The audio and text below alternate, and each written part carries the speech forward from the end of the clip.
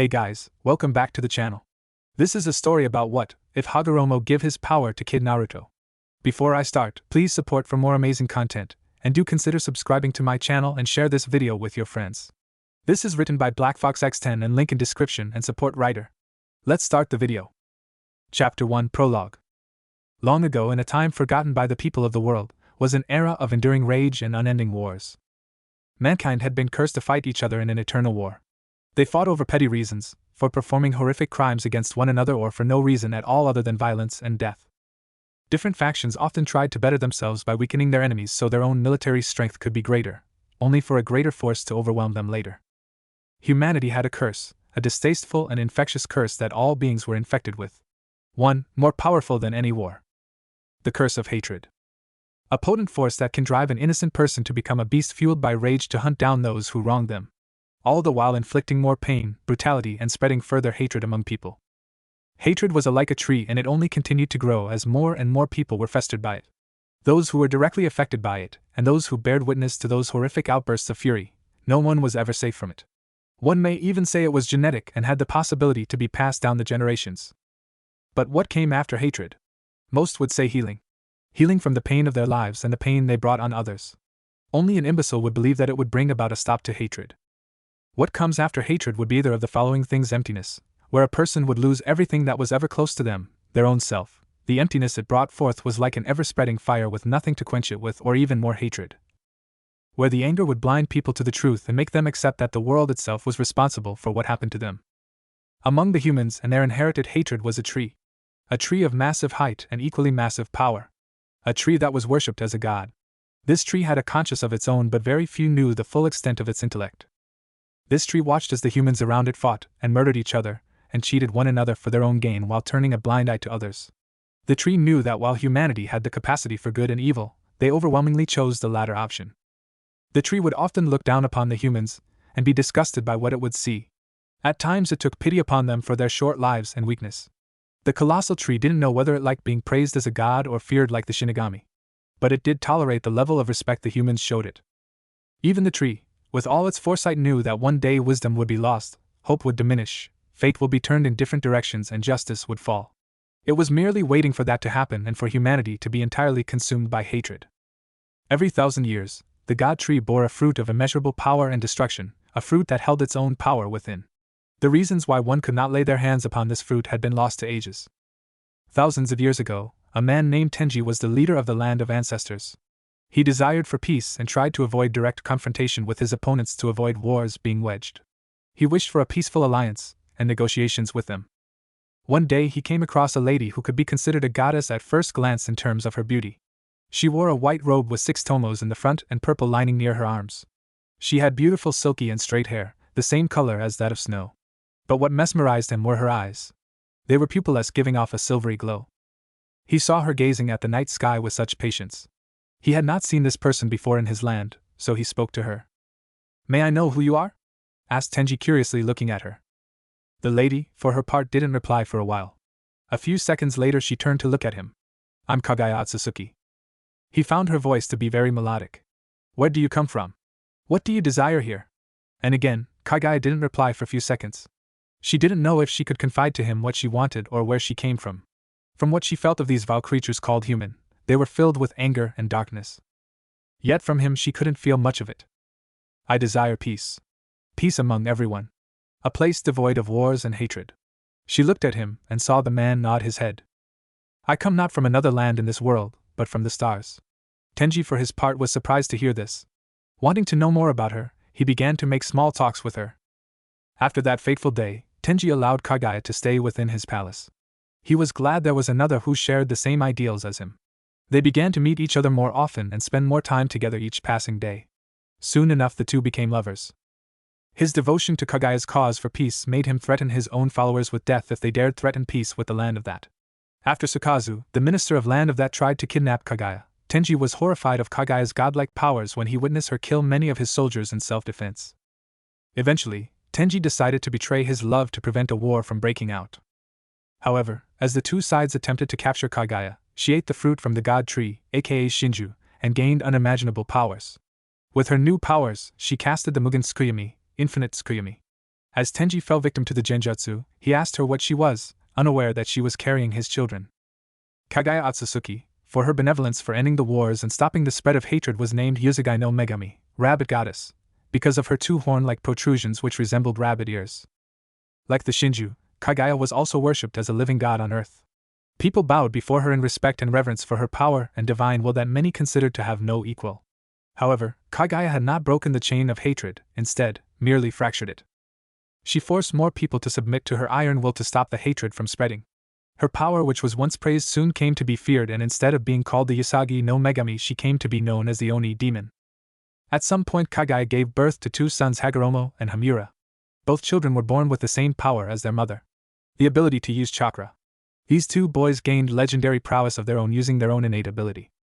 As the years passed by, the Shinju had become enraged that its fruit was consumed by someone. Angered and outraged that its fruit was stolen, the tree's surfacing fiery hatred had appeared before Kagaya's own magnificent eyes before she even knew the consequences of her actions. The tree underwent a metamorphosis of its own, transforming into a gigantic vile creature whose image mirrored its own hatred. A beast that was christened the Jubi, 10 tails, for its 10 massive tails which could split the land in half. The beast rampaged across the land hoping to retrieve the lost chakra and seek vengeance upon Kagaya for her arrogant acts. The entire world felt the might of the Jubi's hatred. The vile chakra of the fruit had corrupted Kagaya's mind. Thus, upon seeing the beast, Shinju called out to her to become one with itself. When Hagoromo and Hamura found out about their mother's inhuman act of putting people under her control and using them as puppets, they wanted to confront her. But Hagoromo knew that he didn't have enough power to go against his mother yet. He soon came across a toad by the name of Gamamaru who could utilize natural energy. Intrigued by the power in Senjutsu chakra, both Hagoromo and Hamura went to Mount Mayaboku along with Gamamaru. There Hagoromo learned to utilize natural energy, Senjutsu chakra. When he returned to confront his mother, he was further shocked. Hagoromo was horrified that his mother, who had given birth to him, could become one with the vile creature in front of him. During the confrontation, Hagoromo awakened the Rinnegan, God's eyes, due to the pain of harming his brother, Hamura, who was being controlled by his mother. Hagoromo was fortunate that Gamamaru had given him a tag with the kanji for heal filled with sage chakra, which he used to heal his brother from the mortal wound Hamura received. Why, mother? Why would you commit such atrocious acts? Don't you care about the people of this land? Asked an enraged Hagoromo. Chakra is everything. It's life and it is soul. It needs to be whole again, you insolent child. You dare betray me? Spoke Kagaya with an emotionless face. The two brothers fought in a cataclysmic battle that scarred the very earth. The two sons with all their power had fought to the near end of their will to defeat the beast which was their mother. However, the Jubi was connected to the world, just as the world was connected to the Jubi. It was basically immortal. So, if they couldn't kill the beast, then the creature had to be sealed inside a person's body so to not bring about even more catastrophe. Thus, Hagoromo sealed the chakra and soul of the beast within himself, and the body of his mother sealed off inside the moon, which he created with one of his decisive moves, 6 pads Chibaku Tensei. The husk of the 10 tails was sealed inside the moon as well. So, Hagoromo became the world's first Jinchuriki. And like his mother before him, his own power soared to new heights. He, like his mother, became a god. One even more revered than his mother, wielding the greatest weapon in the world, chakra. Hagoromo, who later became a monk, came to be regarded as the Rakuta Sennin, sage of 6 paths, while his brother Hamura went to live off his life on the moon where he could be close to their mother. Hagoromo created a religion, one which people would aspire to and believe in and give them hope. This religion was named Nishu, later known as ninjutsu. He aspired to bring peace across the lands by teaching people about chakra and its uses in a tranquil manner. So, Hagoromo shared his chakra with different people who were willing to follow him in his quest to bring about a change in this world. He hoped people would connect the chakra with their spiritual energy, yin chakra, allowing others to understand each other. Hagoromo later in his life had 2 sons. The elder one was named Indra Otsutsuki, and the younger one was named Ashura Otsutsuki. Hagoromo knew that even with his strong physical chakra, yang chakra, he could not live very long. The reason being the extremely potent and vile chakra flowing through his chakra coils. Thus, he intended to teach his sons and his current followers, who he viewed as companions, to teach all he knew about chakra and Nishu before he could pass on the mantle to one of his sons. Indra and Ashura had a relatively peaceful childhood growing up. Ashura was extremely close to his big brother Indra, whom he idealized and hoped to become like him someday. Indra, well, you could say he was more secluded out of the 2 young children, but he still cared for Ashura a lot. When the time came, both Indra and Ashura began to learn Nishu. It was quite clear that Indra was more intellectual and more into his studies and practicing the practical aspects of Nishu compared to Ashura, who would mostly say it's boring. Why must I study this? One could say Indra was a prodigy in the field of Nishu while Ashura was the complete opposite. One day, Indra created more practical uses of Nishu by stating that one can use various elements of the nature by changing the flow of chakra in their body and molding it in a different manner by going through hand seals, saru, monkey, tatsu, dragon, na, rat, tori, bird, me, snake, ushi, ox, sinu, dog, uma, horse, tora, tiger, I, boar, hitsuji, ram, yu, hare. People were extremely impressed by this discovery, and some even started whispering about Indra being the one who would carry on the way of Nishu. Although Hagoromo was pleased that his son was making progress in Nishu and extending its uses, somewhere he had a nagging feeling that Indra will seclude himself more as his prowess increases while Ashura would remain in his shadow. Still, he had high hopes from both his sons that they would do what he wouldn't be able to in his life, that is, bring about a revolutionary change in this world that will make people understand each other even better, and create a world filled with love and harmony. It later became clear that Indra acquired his father's yin chakra and visual prowess, spiritual energy, while Ashura acquired his father's yang chakra and strong body and longevity, physical energy. As, in the following years, Indra awakened his Sharingan, Copy Will Eye, while saving his brother from a rampaging bear. Ever since Indra awakened the Sharingan, he seemed to have become more cold towards people. He started visualizing that through power, one can conquer anything, and always stuck to what is correct and incorrect and abode by his rules. Compared to his brother, Ashura was not too advanced in the usage of Nishu, and he could never keep up with his brother during training sessions. Although, people did like Ashura's more cheerful and easygoing attitude, which in turn made him easier to talk to compared to Indra. One day a friend of Ashura came to him asking for his help. Ashura, my mother seems to be very ill, and the cure which I'm looking for is across the forests, and getting there through the forests will take time. You practice Nishu, yes? Could you help me out? The man said pleadingly. Ashura was considered a friendly and helpful person, thus people mostly came to him, or Hagoromo, when in need of assistance. Yeah, I suppose I could do that. Just wait here and watch me, Ashura said with a smirk. He did certain hand seals, and strong gust of wind was blown from the palm of his hands, which tore down a pathway to the end of the forest, making a quick way to the end. Later that day, Ashura was reprimanded by Indra on blindly helping someone without considering the matter, because the man who Ashura helped just wanted the forests cut down for his own selfish gains. Indra later locked the man in a dungeon and warned Ashura not to go near him. Ashura, being a forgiving person, went to get him out. However, when Ashura got the man out of the cave, dungeon was inside the cave, they came across Indra waiting there. What are you doing, Ashura? Did I not tell you not to go near the imbecile? Indra asked in a monotone voice, his face showing no emotion whatsoever. Nisan, we should give him another chance. Punishing someone for such futile acts is not the way. And he hasn't harmed anyone, said Ashura. It doesn't matter. What he did was against the rules, and he must pay the price for it. It was said in such an uncaring manner that it made Ashura flinch. Ashura jumped in front of the man to protect him. Indra jumped towards Ashura and pushed him towards the tree. Ashura hit the tree before falling to the ground. He wouldn't admit, but his Naisen hits hard. Indra, quicker than a flash, had his hand inside the man's chest, sparkling with ration chakra, lightning chakra. Naisen, why did you do that? Ashura was astonished that his Naisen could kill someone just like that. When Indra turned to glare at his brother, Ashura saw the three tomos in his eyes spinning in a threatening way. That moment he saw the hatred in his brother's eyes. This world needs order. It needs change. And it is only through power one can hope to bring about such a revolution. That's all, Indra said darkly before vanishing from the spot. Ashura, for his part, could not comprehend why his brother started acting in an uncaring way ever since he awakened the Sharingan. He often felt intimidated by those eyes, but shrugged it off, thinking it was nothing. After a while he made a grave for the man and just stood in front of it in the stillness of the night. When he turned to his right, he saw his two-san, father, standing beside him. Indra has changed, Ashura. His eyes are like my mother's. Those eyes give him unimaginable power. He desires order in this world and wants to do it in his way. The way he goes about Nishu is not how I intended it to be spread, Hagoromo said with a tired sigh. After a few seconds of silence, Ashura walked away from the spot. As years passed by, it became more noticeable why Indra was hailed as a genius. He could accomplish anything with little to no effort and started living a solitary life. He primarily believed other people would merely inhibit his growth and potential. Ashura, on the other hand, could do nothing on his own. But through his determination and will, along with the ideals of relying on others, his friends, did Ashura's talents bloom like a flower in spring.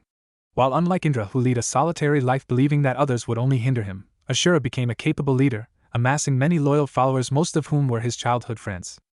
He, like his father wished, began to spread Nishu to the world through the help of his friends. Upon his deathbed, seeing both Indra's and Ashura's accomplishments, did the sage choose between the two of them, the heir of Nishu the prodigious son Indra or the no-good, untalented Ashura. Knowing of his younger son's exploits and the quality of never giving up on the good inside people, gave Hagoromo hope that cooperation and love would bring about true peace, while lust of power and dominance would only bring about a temporary peace. Thus, Ashura was chosen as the heir to Nishu. Hearing this, Indra walked out of the room angered at his father's choice while Ashura was shocked. "Father, why me? Nisan would do a better job compared to me," said Ashura. "While I do believe Indra is ahead of you in certain aspects, but Nishu should be spread to teach love, compassion, and be used to bring peace. One must be kind and filled with love and have great patience for that. Those are the qualities I see in you, my son." Later that night, when everyone was celebrating, Ashura went to meet his father again.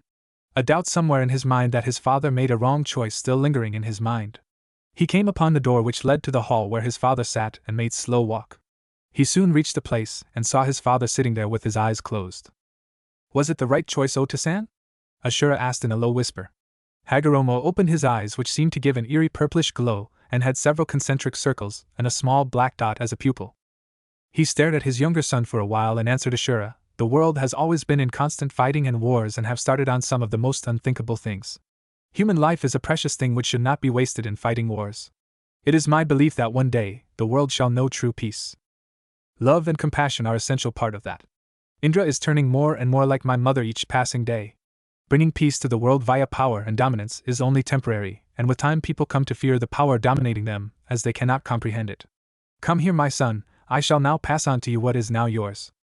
Ashura approached his father, whereupon Hagoromo touched Ashura's forehead with his 2 fingers and passed on his yang chakra, also included 6 paths senjutsu powers. In another part of the village, Indra had just killed his 2 most loyal followers with a tear-stained face. Have a single thought in his mind: whenever someone close to me dies, my Sharingan evolves. Soon, his Sharingan evolved to the Manjikyu Sharingan, 3 tomos converging in together to take the shape of 6-pointed star. Furious over his father's choice and being denied what he felt was his, Indra challenged his father's decision. Overcome with anger, jealousy, and hate, Indra attacked Ashura, trying to claim what he felt was his birthright. However, Ashura, with the help of others' chakra converging with his and his Rikudu, 6 paths, powers, awakened the ability to use Mokutan and could defeat his older brother. Indra, not taking his loss lightly, left the area before stating he would never follow his way of Nishu and spend his life trying to destroy him. A few weeks after Indra had left, Hagoromo was counting his final few months on his bed. He knew he didn't have very long to live. He also knew once he dies, the Jubi would be free again. To prevent that, he separated the chakra of the 10 tails into 9 separate parts, and using Omniatan, Banbutsu Sozo, creation of all things, made bodies for the 9 chakras ranging from Ichibi, 1 tails, to Kyubi, 9 tails. He later breathed life into his 9 children. Hagoromo called the bijus his children, and put the chakra in their respective bodies, each bija having a different ability. A few months later, Hagoromo went to his mindscape to have few last words with his 9 children. He looked at Kurama, Kyubi, with a somber look on his face. Kurama had a few tears rolling down his face, a tough he was trying hard to keep up the tough act. He was his eldest child and knew how much it would hurt him. A few seconds later he looked at all of them with a serene smile on his face and said, "I will not live much longer." Shikaku, 1 tails, Manitabi, 2 tails, Isabu, 3 tails, Son Goku, 4 tails, Koko, 5 tails, Saiken, 6 tails, Chome, 7 tails, Gyuki, 8 tails, and Kurama, 9 tails.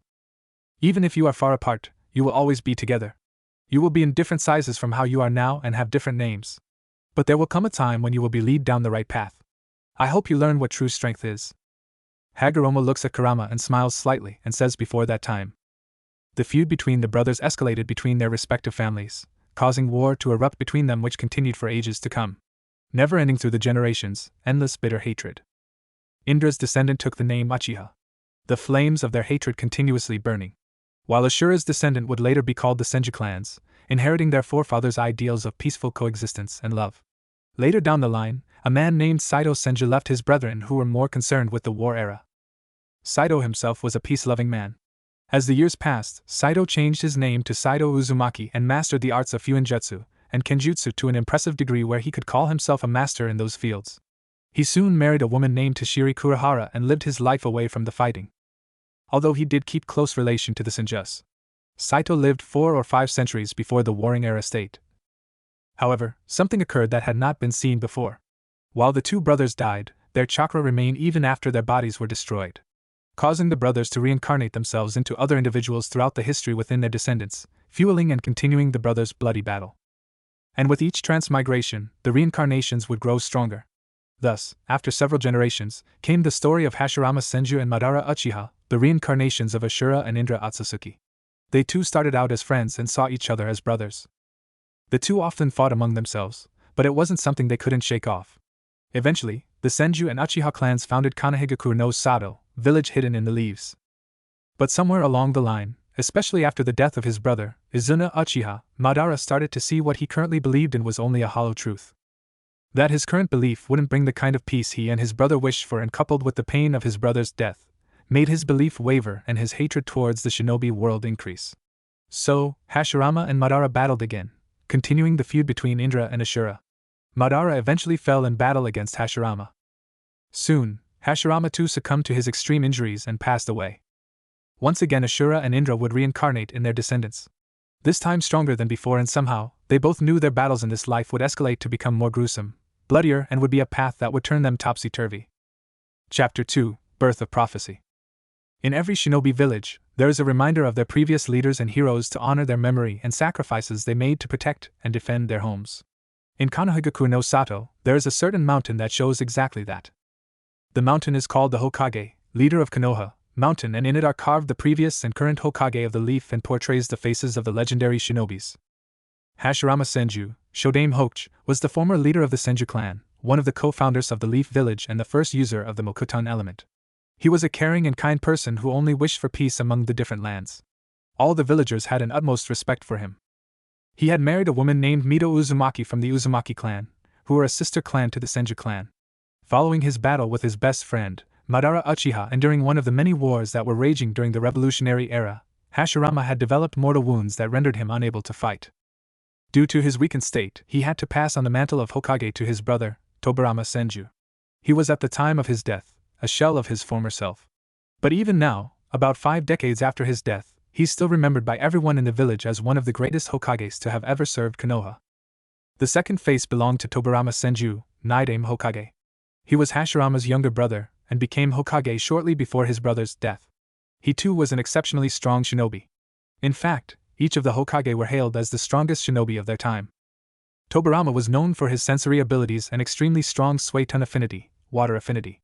It allowed him to use high-rank Suiton techniques in places without any water source by condensing the water molecules present in the air.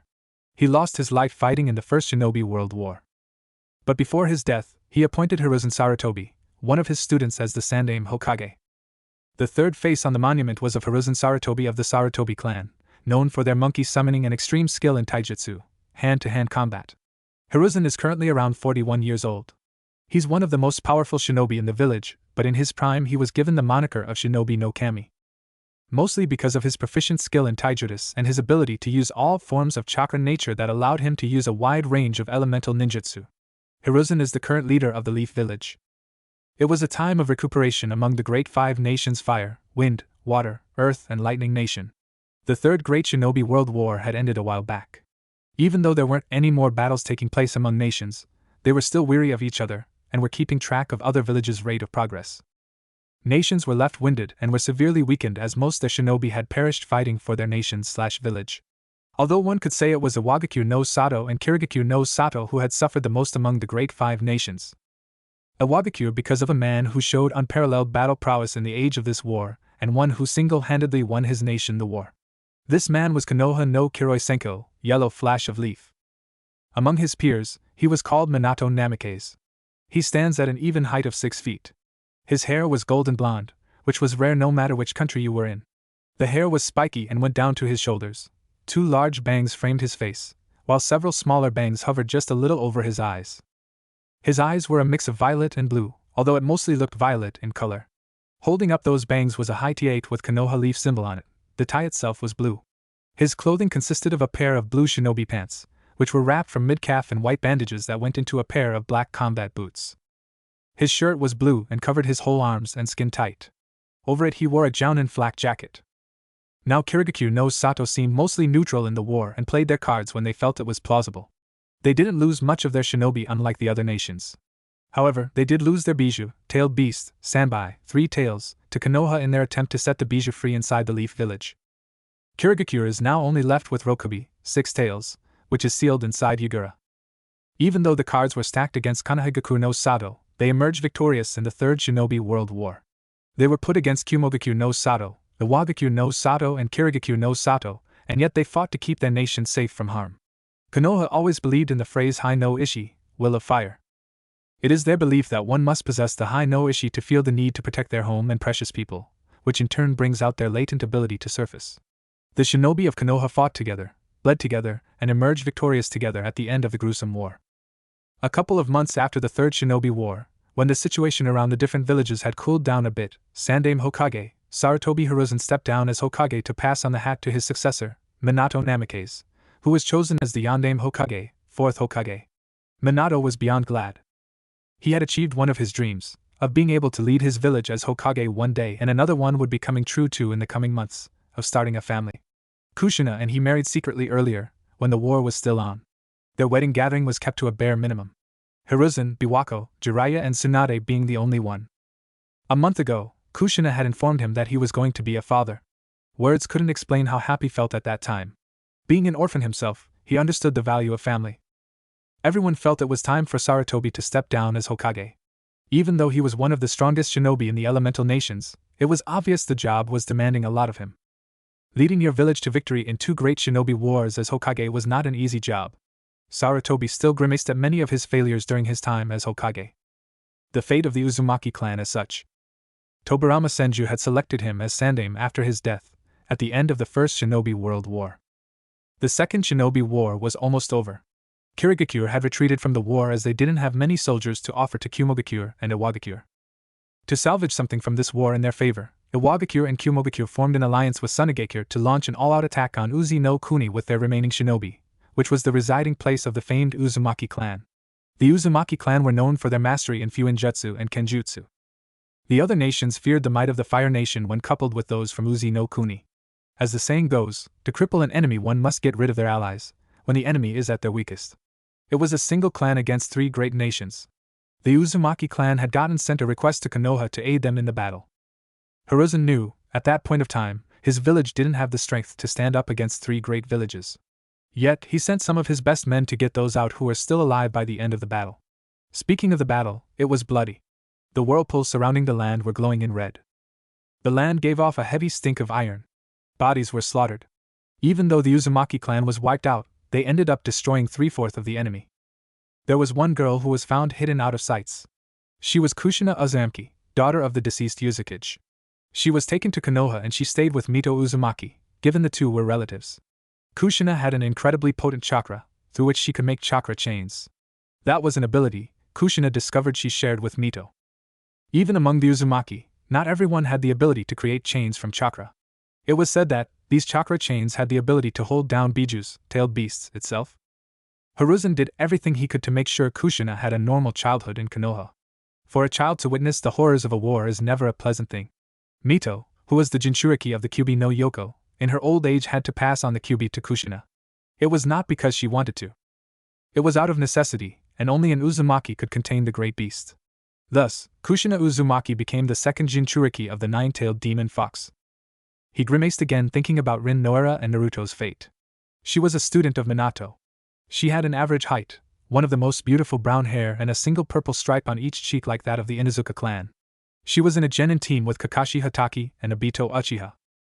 Although Kakashi showed a cold demeanor to almost everyone after his father, Tsukumo Hatake's death, he tried to get along with his team. Rin was sort of the moderator of the team. She kept Kakashi and Obito in check whenever they got in a fight. Even though Rin wasn't a frontline fighter like her teammates, she excelled in medical field. She and Kakashi got closer after Obito's untimely death during their first C-rank mission on Kanobi Bridge at the end of the Third Shinobi War. It was that mission that gave rise to Sharingan no Kakashi. Obito, during his final moments, gave his newly awakened Sharingan to Kakashi as a gift for his promotion to Jounin. To make sure she did not have to witness another death of one of her colleagues, she worked hard day in and day out to improve her medical ninjutsu.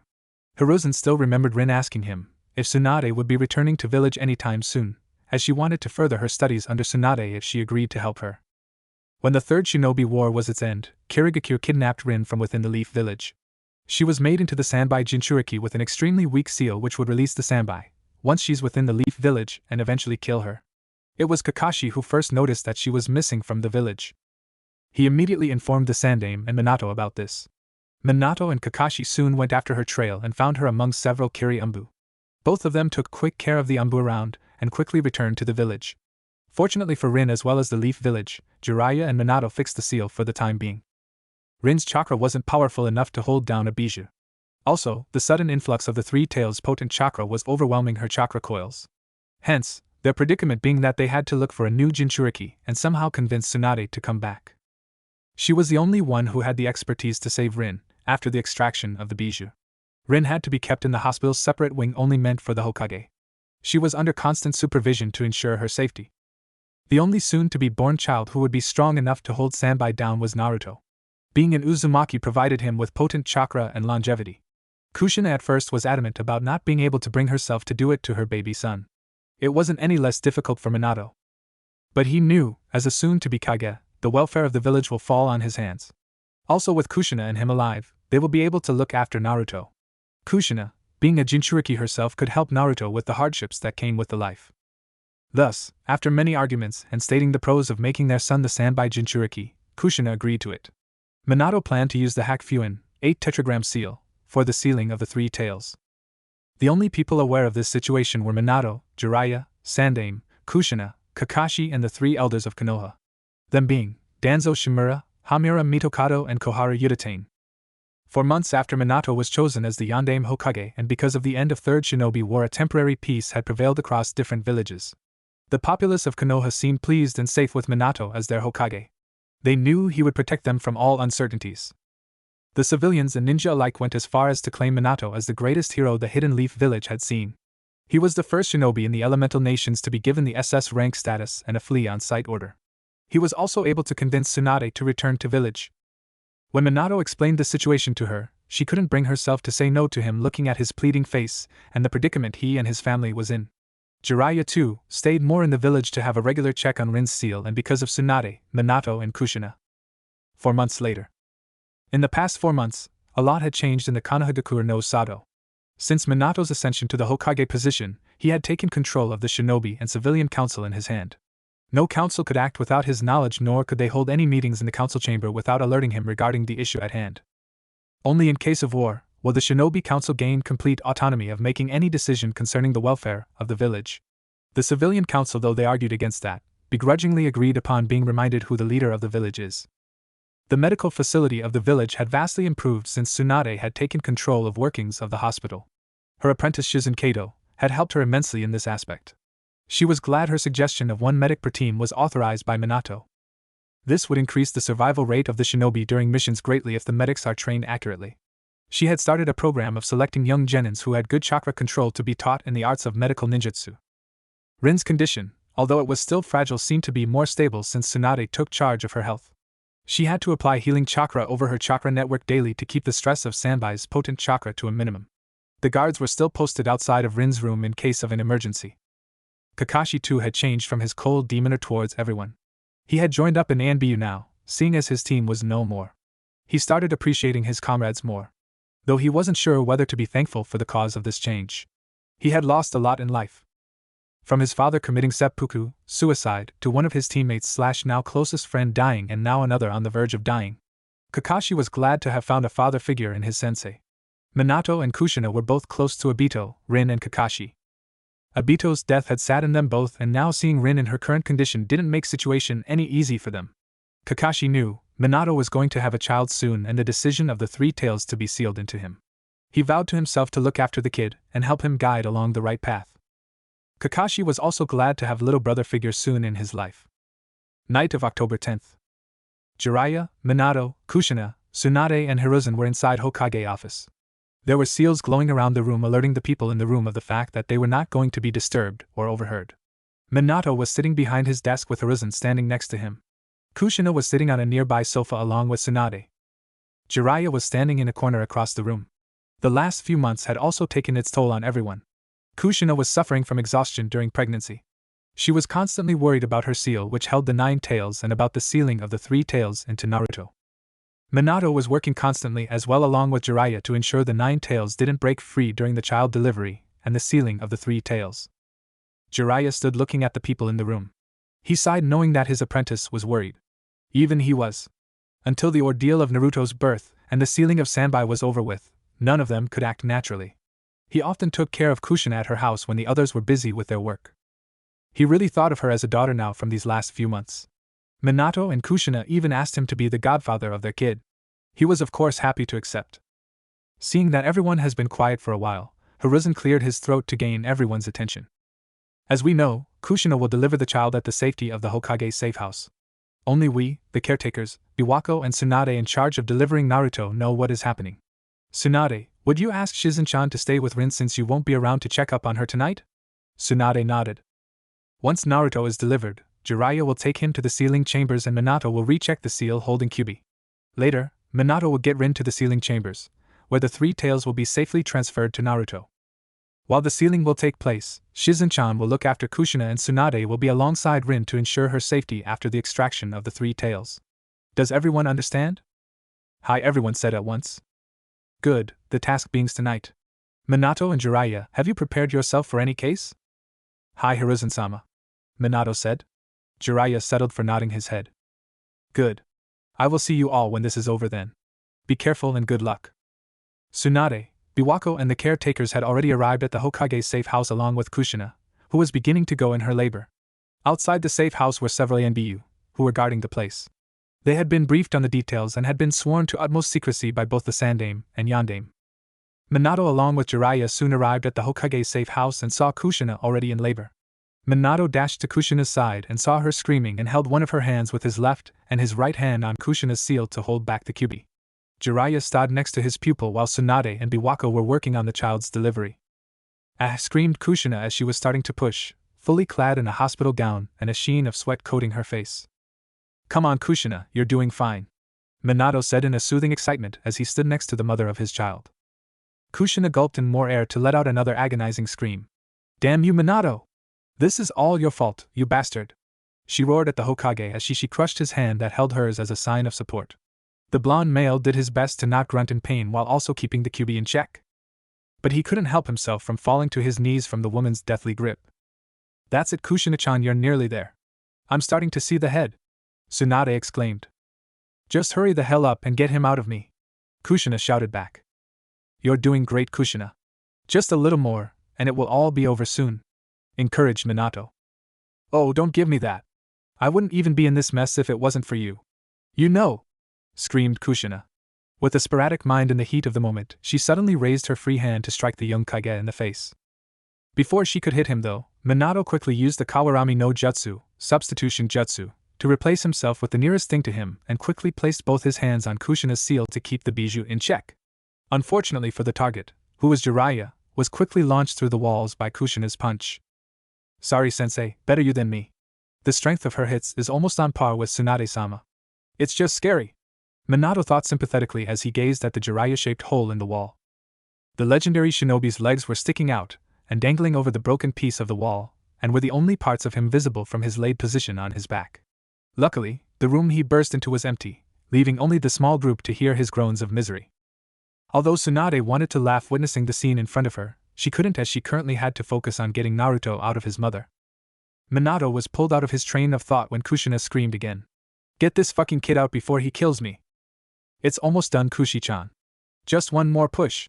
Tsunade said eagerly. You heard her, you're almost there. You can do it. Minato added with a growing smile. Kushina glared with her violet eyes at Minato and gave him a death glare. Shut up.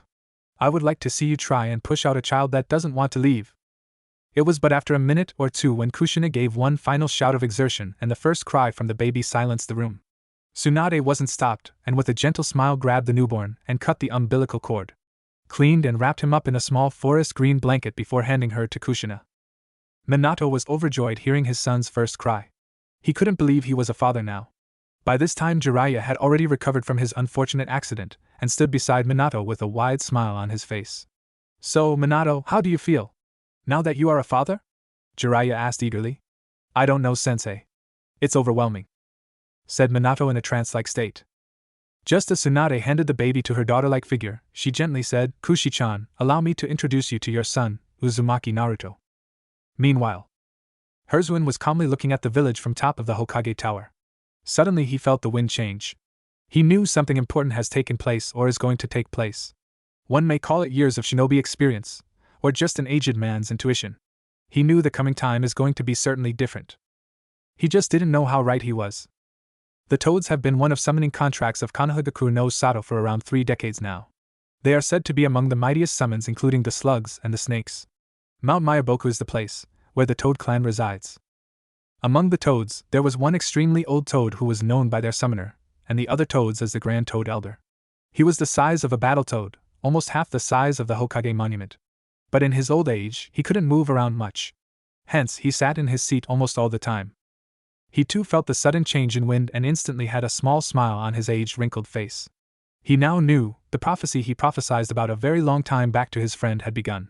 He immediately called upon the nearby toads to ask them to inform Fukasaku to summon Jiraiya as soon as possible. Back in Konoha at the Hokage safe house, the tired but happy Kushina gazed down at the still crying baby in her arms with glistening eyes.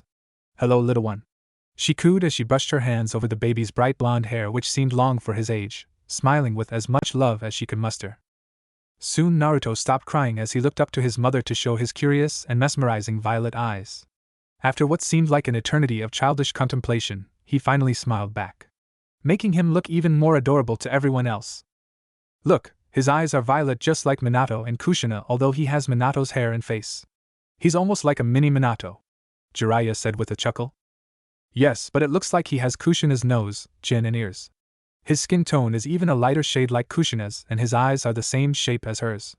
Oh, and look at those whisker marks." Tsunade almost squealed at the end out of pure adoration towards the adorable baby Naruto. "He is, isn't he?" Kushina whispered more to herself. She couldn't keep the smile from her face as she took in every detail of the baby.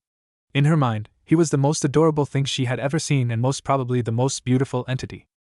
"Don't you agree, Minato?" Kushina asked without looking away. "Definitely, and when he gets older he'll be popular with the ladies." Minato chuckled with a slight gleaming gaze. Like those hussies have a chance with my Naruchan. Let them try and sink their claws in my baby. They must deal with me then," said Kushina with mock glare at Minato, which made everyone chuckle instead of him, who just felt a slight shiver run down his spine. Minato slowly kneeled and touched his son's face and kissed him on the forehead, making him gurgle. He then looked Kushina straight in the eyes with a loving gaze and said, "Thank you, Kushi-chan.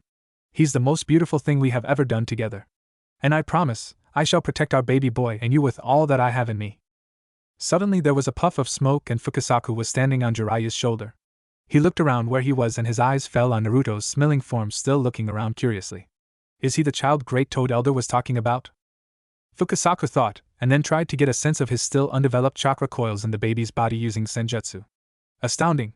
The potency of his chakra which is going to be formed will be unimaginable, Fukasaku thought amazed. "What are you doing here, Fukasaku-sensei?" Jiraiya asked. "Oh, Jiraiya-chan, the Great Toad Elder has summoned you, and it's important. It's about the prophecy," Fukasaku said, finally taking his eyes off Naruto. Naruto, meanwhile, was looking at the talking toad in a very manner and gurgled as if trying to laugh. "Now? Do we really have to go now?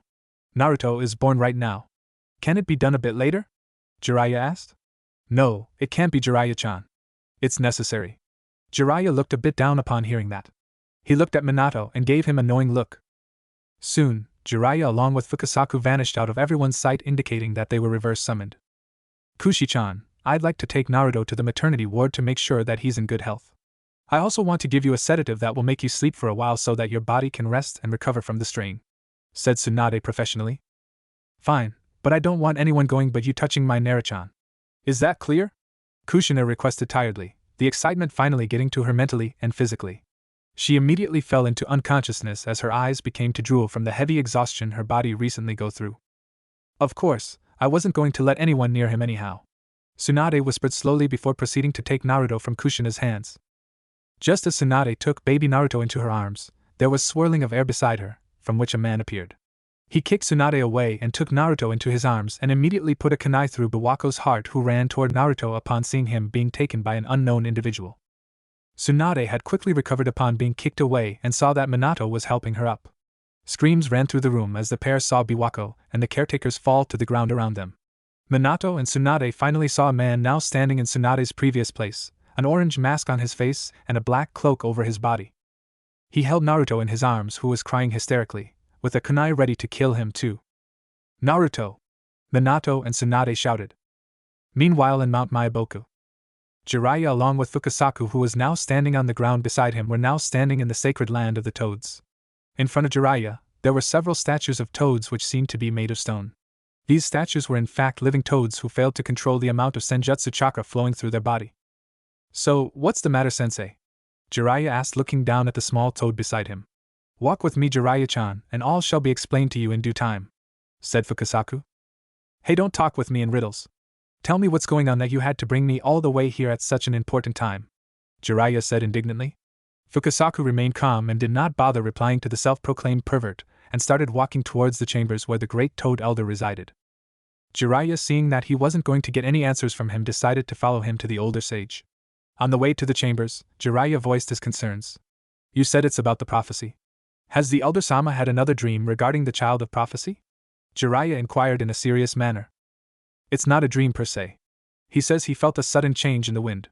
His senjutsu prowess is even greater than mine. So, it should not surprise you he could feel something or someone as far as in Konoha. He did not tell me much about it. Just that it has something important to do regarding that prophecy and asked me to summon you immediately, said Fukasaku, still looking in front of him. Jiraiya and Fukasaku soon reached upon two large doors which were guarded two battle-attired toads. The two toads, upon seeing the pair walking towards the door, opened it for them.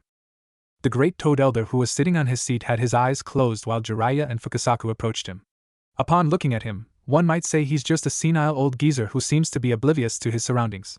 Which is true to some point, as the Elder Toad seems have a sort of short-term memory at times. Fukasaku croaked once to gain the great Elder Toad's attention and said, I have summoned Jiraiya-chan for you. Who did you summon again? The old toad asked, not remembering himself asking Fukasaku to summon anyone.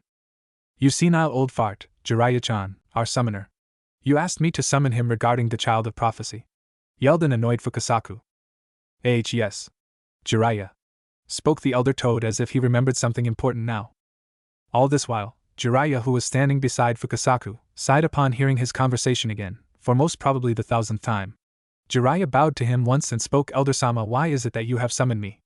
Fukasaku-sensei told me it is something important regarding the child of prophecy. He now looked straight at the great Elder Toad and said proudly, I know Minato is the child of prophecy. He has excelled me in all aspects of being a shinobi. He even surpassed me in senjutsu training. Although, I shouldn't be much surprised. He was always a prodigy when it came to shinbai arts. He even shares the same dream as me, of bringing peace to this war-stricken world. Jiraiya was indeed very proud of his prized pupil. Minato was his greatest accomplishment till now, and he believed he would be till the very end. The elder toad seemed amused upon hearing what Jiraiya had to say. The child of prophecy has taken birth today, Jiraiya. I'm certain of it. This sudden change of wind, I have felt it only once before. And this time the wind seems much stronger than the previous time I felt, spoke the great toad sagely. Do you remember the prophecy I told you about? Asked the elder toad. Yes. I do remember. There will come a time when a man who proclaims himself as a hermit shall lead a boy with violet eyes to bring about a great change in the accursed war-stricken world. This child shall unite all the Bijus and befriend them. That is what you told me a long time back, said Jiraiya. Yes, that is true. The child has taken birth today. You must look after him, Jiraiya. Train him, teach him the ways of the world, and make sure his heart stays pure. The child shall be the guide that will lead this dark world into the light, spoke the great elder toad, looking at Jiraiya. Jiraiya, for his part, did not know what to think. He always believed that Minato was the child of prophecy. So being told that he isn't, he felt disappointed. Thinking again, the only child Jiraiya knows that was born today was Naruto. Jiraiya now felt surprised finding out that Minato's kid is to be the one to become the light in the dark. Are you sure about this? Is it not a bit too soon to tell? Said Jiraiya with a hint of uncertainty in his voice. Yes. I am sure of it. I haven't felt such presence in 1,000 years. The child has the potential to become the second coming of Rakuta Sennin, sage of 6 paths. Jiraiya, you must make sure the child grows up peacefully and grows to love the world around him. The child seems to have one of the purest hearts I have sensed. I am sure even Fukasaku shares similar thoughts as me, spoke the great elder toad. Jiraiya looked at Fukasaku and saw him nod once. Jiraiya, although was saddened that his first prediction hadn't come true about Minato, but at the same time was filled with joy about Naruto, his godson. He vowed to himself to be there for Naruto, look after him like his own grandson, and teach him the ways of the shinobi. He would instill every bit of knowledge in Naruto, as he would grow up, and make sure Naruto enjoys the world around him as much. You don't have to ask me to look after him, Elder-sama. I shall look after my grandson. Jiraiya views Minato as his own son, hence he calls Naruto his grandson, to the best of my abilities and makes sure he grows up to be a fine man," said the Toad Sage Hermit proudly and bowed to him once. Jiraiya and Fukasaku soon left the chambers and went to the same place they appeared first when they left Konoha, with Fukasaku once again on Jiraiya's shoulder. "Well, Jiraiya-chan, you know what to do now. Naruto-chan will grow up to be an important boy in the future. If you want to finish your senjutsu training anytime soon, you can come to me and Ma anytime you want," said Fukasaku. "Yes, Fukasaku-sensei. I will finish it soon. Now is not the time, I suppose." It was a lot to take in initially. But now that I think about it, Naruto is the son of two legendary shinobis, Minato and Kushina, and Minato has already surpassed in almost everything. Naruto is bound to grow up to be a powerful figure both in terms of being a shinobi and in getting the ladies," Jiraiya said with a lecherous grin at the end in the hopes of getting inspiration for his future Ika Ika Paradise books. Fukasaku did not know what to do with him anymore and just ignored his last comment. "Off you go now, Jiraiya-chan. Enjoy the first moments of Naruto-chan," said the small toad as he hopped off Jiraiya's shoulder and prepared to send Jiraiya back to Konoha. Jiraiya soon found himself standing in the same place, before he went to Mount Maiboku. He saw that Kushina was unconscious and Minato was standing beside Tsunade, who seemed to be hurt, and Minato had a worried look on his face. Jiraiya immediately ran towards them and looked around the room to see dead bodies of the caretakers and Biwako lying in the pool of their own blood. Jiraiya turned around just in time to see a man wearing an orange mask with a swirling pattern holding a crying Naruto with a kunai held at his throat. Before he could ask Minato or Tsunade what's going on, the masked man spoke. "Yandame Hokage! Step away from the..." Chapter 3, Sealing of the Nine Tails and Three Tails. Previously. Jiraiya turned around just in time to see a man wearing an orange mask with a swirling pattern holding a crying Naruto with a kunai held at his throat. Before he could ask Minato or Tsunade what's going on, the masked man spoke. Present time. "Yandame Hokage, step away from the Jinchuriki or your child dies," spoke the masked man calmly. "Minato!" Jiraiya and Tsunade shouted. "Just calm down. We can work this out," Minato said. "What do you want with Kushina, you bastard?" asked an enraged Tsunade. "Oh, you know. Just this and that. Take the Kyuubi out and destroy the village," the masked man said in a sarcastic voice. "You are not getting your hands on her. You got to deal with the three of us first," said Jiraiya. "Jiraiya-sensei, do not do anything too quickly. He still has Naruto with him. We must get him to safety. Tsunade-sama, can you look after Kushina first?" Minato asked without taking his eyes off the man who held his newborn. Tsunade nodded and was just about to move to Kushina when the masked man spoke again. "Do you care about your child, Yandame Hokage?" the masked man asked. "I do," Minato said. "Choose now, Yandame," the masked man shouted. With that, he tossed Naruto up into the air and held his kunai underneath, ready to kill him. Minato dashed across the room in a yellow flash and caught him. The man disappeared with speed and went to grab Kushina. Tsunade and Jiraiya, seeing the man move towards Kushina, went to intercept him with speeds that could only be rivaled by a Kage. Jiraiya had a Rasengan formed in his right hand and Tsunade had amassed a great amount of chakra in her left hand to smash the masked bastard into the next life. But what happened next caught all the people in the room off guard. The Rasengan in Jiraiya's hand and Tsunade's punch phased right through the masked man, and he just walked right through them as if they weren't even there. "What?" both Jiraiya and Tsunade asked, bewildered, before plowing straight through the wall leading outside. The masked man grabbed Kushina and disappeared, but not before going through a half-tiger sign when a sizzling sound was heard straight from Naruto's towel. "Shit!" Minato cursed before tearing off the towel and used Hiraishin to teleport them outside their house, when an explosion went off. Minato saw Tsunade and Jiraiya kneeling on the grass, silently cursing themselves for their lack of judgment. "Jiraiya-sensei, Tsunade-sama!" Minato shouted and dashed over to them. "I'm fine. We should have known better than to underestimate him. He got past the special ANBU outside and got through the barrier put up by you and Jiraiya," Tsunade said with a downcast look. "We have to assume the worst. Get back to the village and inform Sandame-sama of everything that has transpired here. Take Naruto to with you, sensei, and keep him safe. Tsunade-sama, could you go and check on Rin? He may also be after her, considering he's after the Kyuubi," Minato said before turning away. "Alright, but where are you going, Minato?" Tsunade asked. "Hopefully to put a stop to this before it even starts," Minato said, determined. Tsunade nodded and immediately ran back to the village. Jiraiya stepped in front of Minato and took Naruto away from him, who had quieted down now. Jiraiya turned to leave, but Minato put a hand on his shoulder, stopping him for a moment. Let me mark you with my Horatian seal just in case. Push some chakra into it if you do require it. There was a silence, then Minato said, if all else fails, promise you won't stop me from what I must do as the Hokage. Jiraiya froze on his spot when he heard those words from Minato, and the look he had on his face. Jiraiya knew it all too well, that look on one's face. Jiraiya also knew that he was a tad bit afraid now. He was aware Minato was plenty strong, but you never know what may happen in the heat of the moment, and what actions one may be forced to take depending on how dire the situation might become. Jiraiya had always looked at Minato like his own son, and these past few months had only strengthened their bond, and he hoped everyone remained safe after tonight's ordeal was done with. Jiraiya looked at Naruto, then at Minato and said, I won't get in your way, and I will be the godfather that Naruto needs and make him into a fine man. Minato nodded and disappeared once more in a yellow flash. Jiraiya sighed and put Naruto down next to him. He went and bit his thumb, putting blood on the palm of his hands and going through hand signs and slamming his hands on the ground while saying, Kuchios no Jutsu, summoning Jutsu. There was a large cloud of smoke and Jiraiya was now standing atop a giant toad with Naruto in his arms again. The toad had a tanto on his side and was smoking a pipe. He also had a jacket on him. Jiraiya, why did you summon me? No time, Gamabunta. The Kyuubi is about to be released. We have to reach the village fast, inform Sarutobi-sensei and get Naruto to safety. Let's go, Gamabunta said with a hop, taking off a long distance, trying to reach the Hokage office within Konoha as soon as possible. Minato soon appeared in the safe house which he had informed Jiraiya about a long time back and grabbed his trademark Yondaime Hokage robes hanging off the wall. He then grabbed a full set of tri-pronged kunai and geared up. He checked himself over to make sure he was ready for what he was about to do and what he might have to do if the situation got out of hand.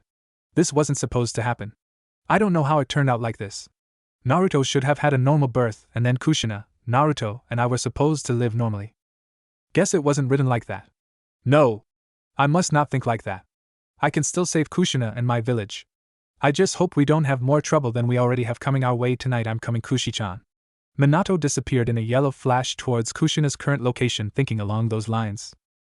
Meanwhile, Tsunade was running as fast as she could towards the hospital to make sure Shizen and Rin were okay. She soon reached the hospital and ran towards their room. She saw the guards posted outside the room were dead on the ground, and she instantly grew worried and rushed inside the room. The first thing she saw was the aqua-blue colored chakra that was bubbling out of Rin's seal, and next to her bed was a bloodied Shizen, who was breathing heavily. Tsunade ran up to Shizen and started healing her immediately.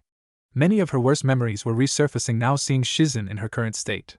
Shizen was one of the closest people she had, and seeing her like this reminded her a lot of the time when she was trying to save Dan. She quickly ignored those thoughts and focused on healing Shizen. She then saw that Shizen's breathing had stabilized somewhat, and knew she was out of danger as of now. She then looked at Rin and felt remorse of not being able to reach here quicker and growing anger towards the masked man, who most likely was the reason behind this scene, she mused. There was nothing she could do now. She couldn't go near her or touch her. The Biju chakra that was bubbling out of her was poisonous to human skin, and would only serve to weaken her. She only had one choice left. Grab Shizen, get out of here and try saving those who would be able to survive the coming attack on Konohagakure no Sato. The combined attack of the 9 tails and the 3 tails was not something any village could come out unscathed, but she had hope in her village. They had come out of worse situations and emerged victorious. But she wondered what the cost would be this time, that is, if they do somehow come out of this predicament. Tsunade kept staring at Rin for a few while. Looking at her, she assumed it would still be a few minutes before the seal set by Minato and Jiraiya would break and release the sandbai into the village. She picked up Shizen and jumped through the open window and went to a slightly faraway area, away from the center of the village, where she can treat the younger girl properly. Tsunade then made a seal-less Kage Bunshin and ordered it to inform Sarutobi-sensei of Rin's situation. A field outside of the forests of Konohagakure no Sato. The masked man had taken the unconscious Kushina outside of Konoha, to rip the Kyuubi out of the Uzumaki woman. The masked man's 3-tomo Sharingan had now morphed into the legendary Manjikyu Sharingan. It is true that the Manjikyu Sharingan has the capability to put the 9 tails under its genjutsu, but having the capability doesn't mean everyone can do it. One needs immense mental fortitude and strong yin chakra to able to pull off such feat. Kushina was now suspended in midair because of the Fuinjutsu seal that held the 9 tails back was almost undone. Kushina, however, was now near death, and if the seal released there was a good chance she would die. She was suspended above a lake, the Fuinjutsu chained her to the surrounding rocks, and in front of her stood the masked man. How does it feel, Uzumaki Kushina? He asked mockingly. All she could do was breathe to keep herself alive and to restrain the Kyuubi as much as her will could allow. But her hold was weakening. Now, it is time, I suppose, for the nine-tailed demon fox to put Konoha down, the man said before making a hand sign. He channeled chakra through himself and formed a contract seal on Kushina's seal and said Kai. Release. The seal on Kushina that was holding the Kyuubi back completely shattered. The vile red chakra of the nine tails started coming of Kushina and started taking a shape behind her. Very soon, the tails started forming and in a mere seconds the great Kyuubi no Yoko was unleashed once again in the mortal realm.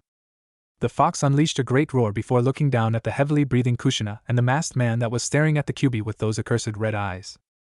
Kushina tilted her head slightly, looking at the Kyuubi. Unlike most people who assumed the great Kyuubi no Yoko to be mindless demon, the beast was aware that his host was a descendant of his father's son, Ashura Otsutsuki. He was not close to Kushina, but he did not hate her as much, unlike the other humans.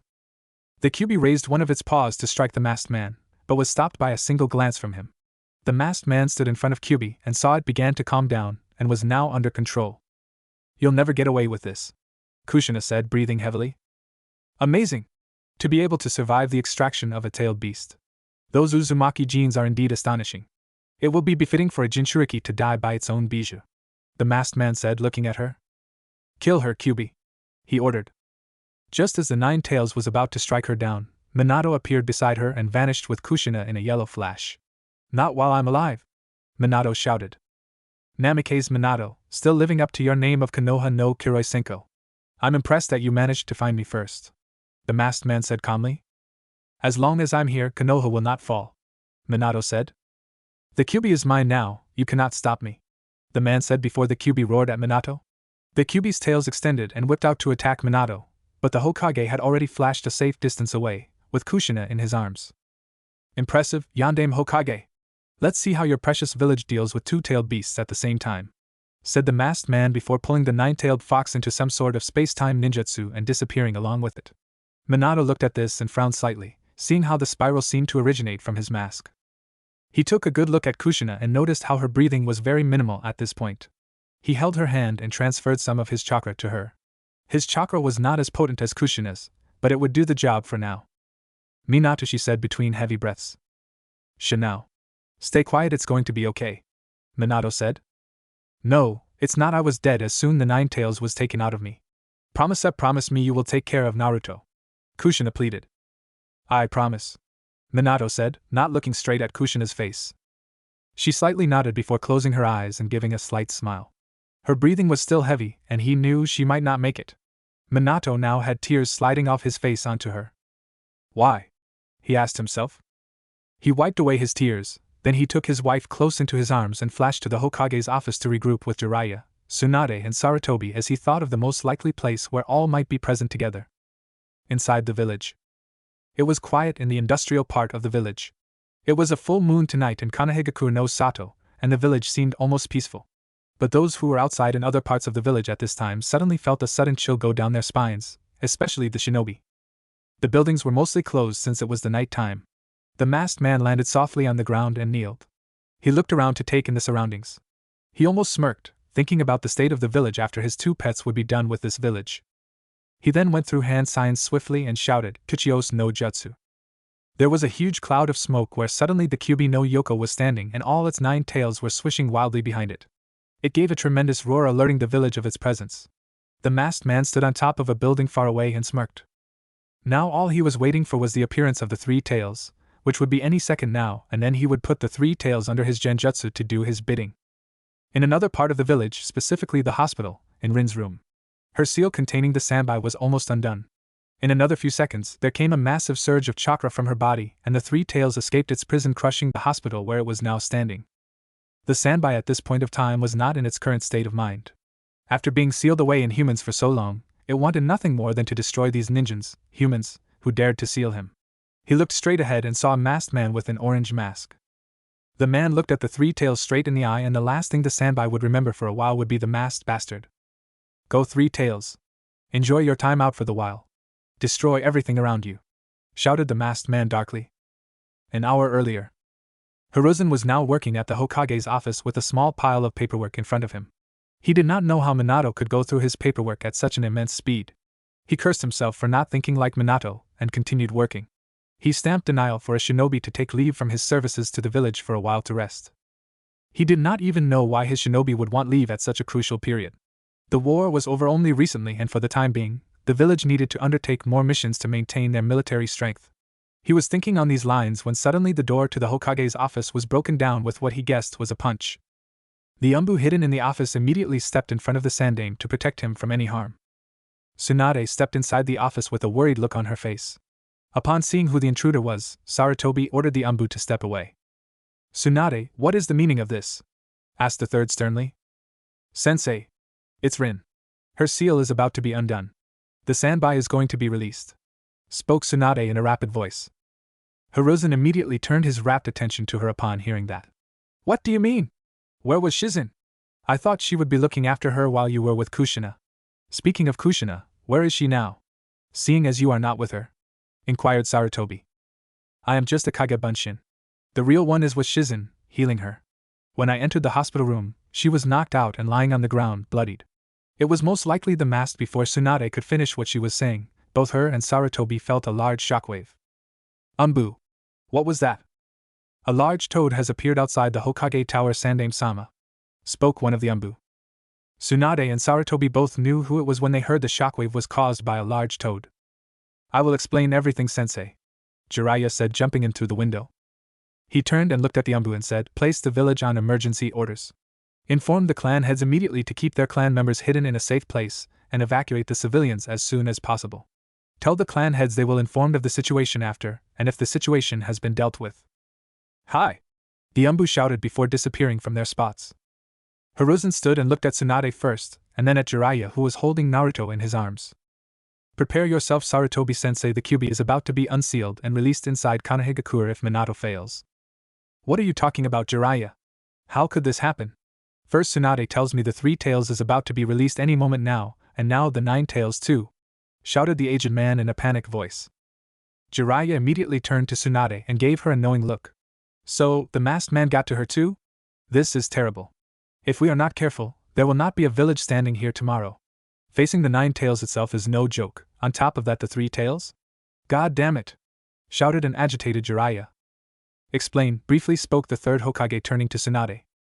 "When Naruto was born, I was about to take him to the maternity ward when suddenly a masked man appeared and snatched Naruto from me and held a kunai at his throat, saying if we didn't move away from Kushina he would kill him," Tsunade said. "Did either you, Minato, or Jiraiya try to apprehend him?" "We did. But all our attacks phased right through him. It was like he wasn't even there to begin with." Jiraiya spoke now.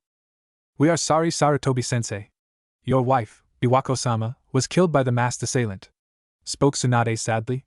Jiraiya too looked sadly at his sensei, knowing how close he was to his wife. Sarutobi, upon hearing this, looked down at his feet and did not say anything. Many images and memories Biwako and him flashed through his mind. But he could not let himself break down at this point. His village needed him now. This was the life of a shinobi, he mused. Marching forward no matter what. "Where is Minato now?" asked Sarutobi after some silence. Suddenly there was a yellow flash in the room and Minato was standing there with Kushina in his arms. "Tsunade-sama, could you heal Kushina as much as possible, please?" asked Minato quickly. Minato then put Kushina on a nearby sofa and Tsunade knelt in front of her and started to heal her. "Minato, what happened to Kushina? Was the Kyuubi extracted out of her?" asked the aged Hokage worriedly. "Yes. It was.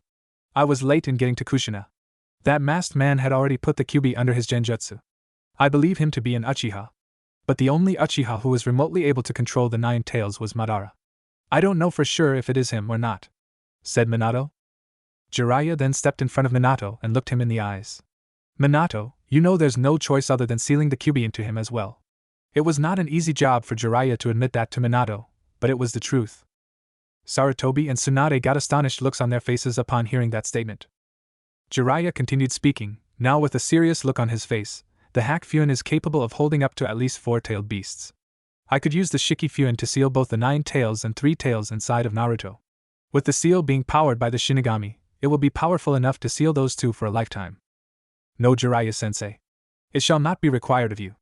I had thought of the possibilities already as soon as the masked man told me about 2-tailed beasts attacking Konoha.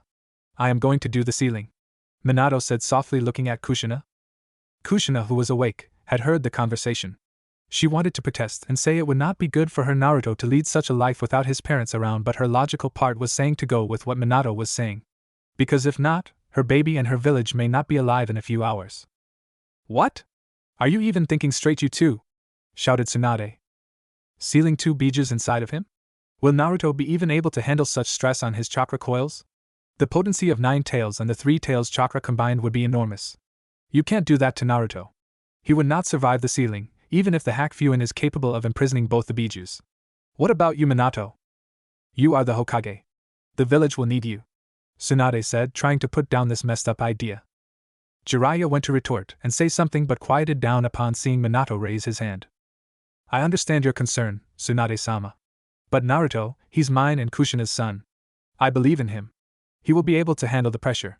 I want him to grow up in this village, to understand what a shinobi is, to understand what a village is. To form a bond with this village. I know he will grow up to be an important figure, Minato said with a small smile on his face. He continued, I am the Yondaime Hokage of Konohagakure no Sato. I am supposed to lead from the front so none of my comrades would suffer. They all depend on me. It is my duty as this village's leader to save her from perishing, no matter the cost. Jiraiya-sensei once told me, a shinobi's life is not judged by how he lives his life, but by how he dies. If I die protecting and saving my village today, I will know that, for the future, she will be in capable hands. He said, looking down at Naruto's sleeping form. The participants of the room upon hearing it couldn't help but shed a few tears. The Sandaime was glad he had picked Minato as his successor. The will of fire he exuded was one Hashirama-sensei and Tobirama-sensei talked about. Jiraiya felt extremely proud of his student at this point. Although he was bitter that he wouldn't see his student alive much longer, he couldn't help but feel proud of the decisions Minato has made up to this point. Tsunade wanted to yell at him, but stopped when Kushina pressed her hand with her own and gave her a look saying not to say anything. Kushina herself had tears flowing out her eyes. Minato-kun, give me Naruto. I want to hold him close to me for some time, Kushina said in a soft voice. Tsunade had healed her internal injuries as much as she could, including her chakra network.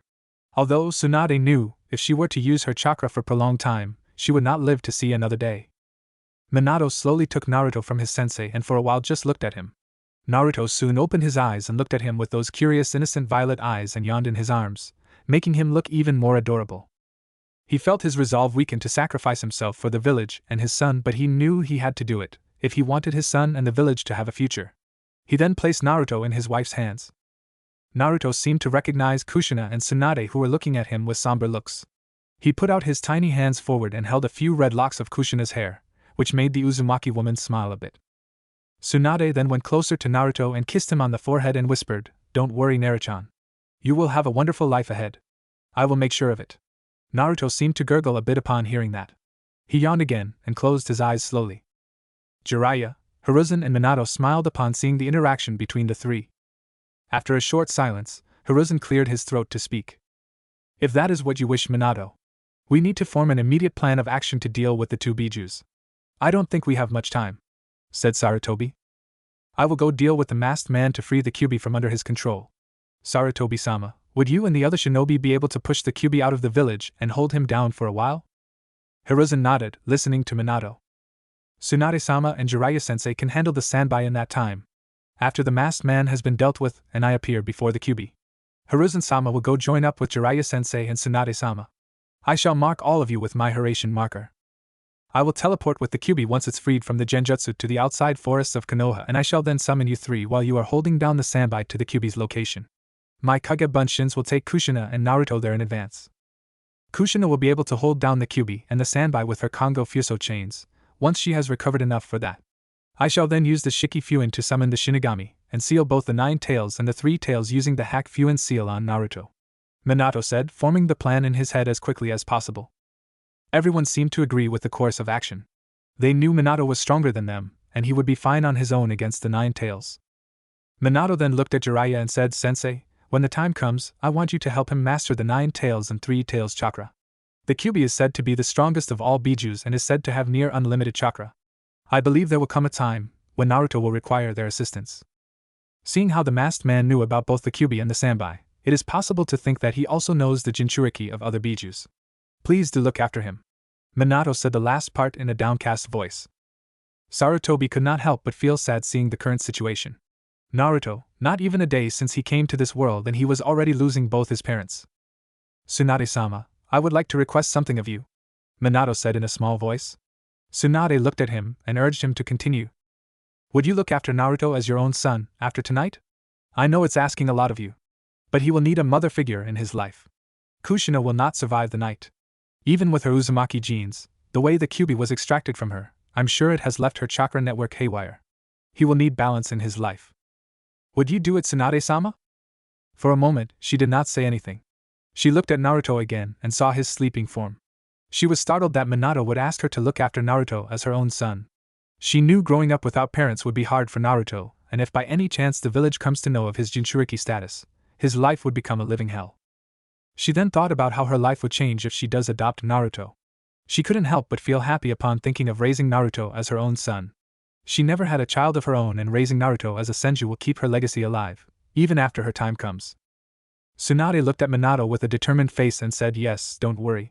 I shall be the mother he needs. I will look after him like my own flesh and blood." Minato felt a little weight taken off his shoulders upon hearing that. He at least knew his son would grow up being loved by a mother figure. Kushina, too, felt happy and squeezed Tsunade's hand as a thank you gesture with her free hand. Suddenly they all felt a tremendous shockwave and they saw the imposing figure of the Kyuubi standing within the village. Not even a minute later, there was another large burst of chakra and the Three Tails was standing in another part of the village, particularly the crushed hospital. They all shared a knowing look and knew what was to come. They could see the Umbu running around the village, trying to evacuate as many civilians they could. Jiraiya immediately left towards the Three Tails and Tsunade's Kage Bunshin dispelled herself to let the real one know of all the things discussed inside the office. The Sandame summoned Monkey King Enma. He too left in the direction of the Nine Tails. Minato sat down in a lotus position and quickly started amassing Senjutsu chakra. His eyes changed to become bar-like and the outside of his eyes gained orange pigmentation. He got up from his position and took 2 sheets of paper from his drawer.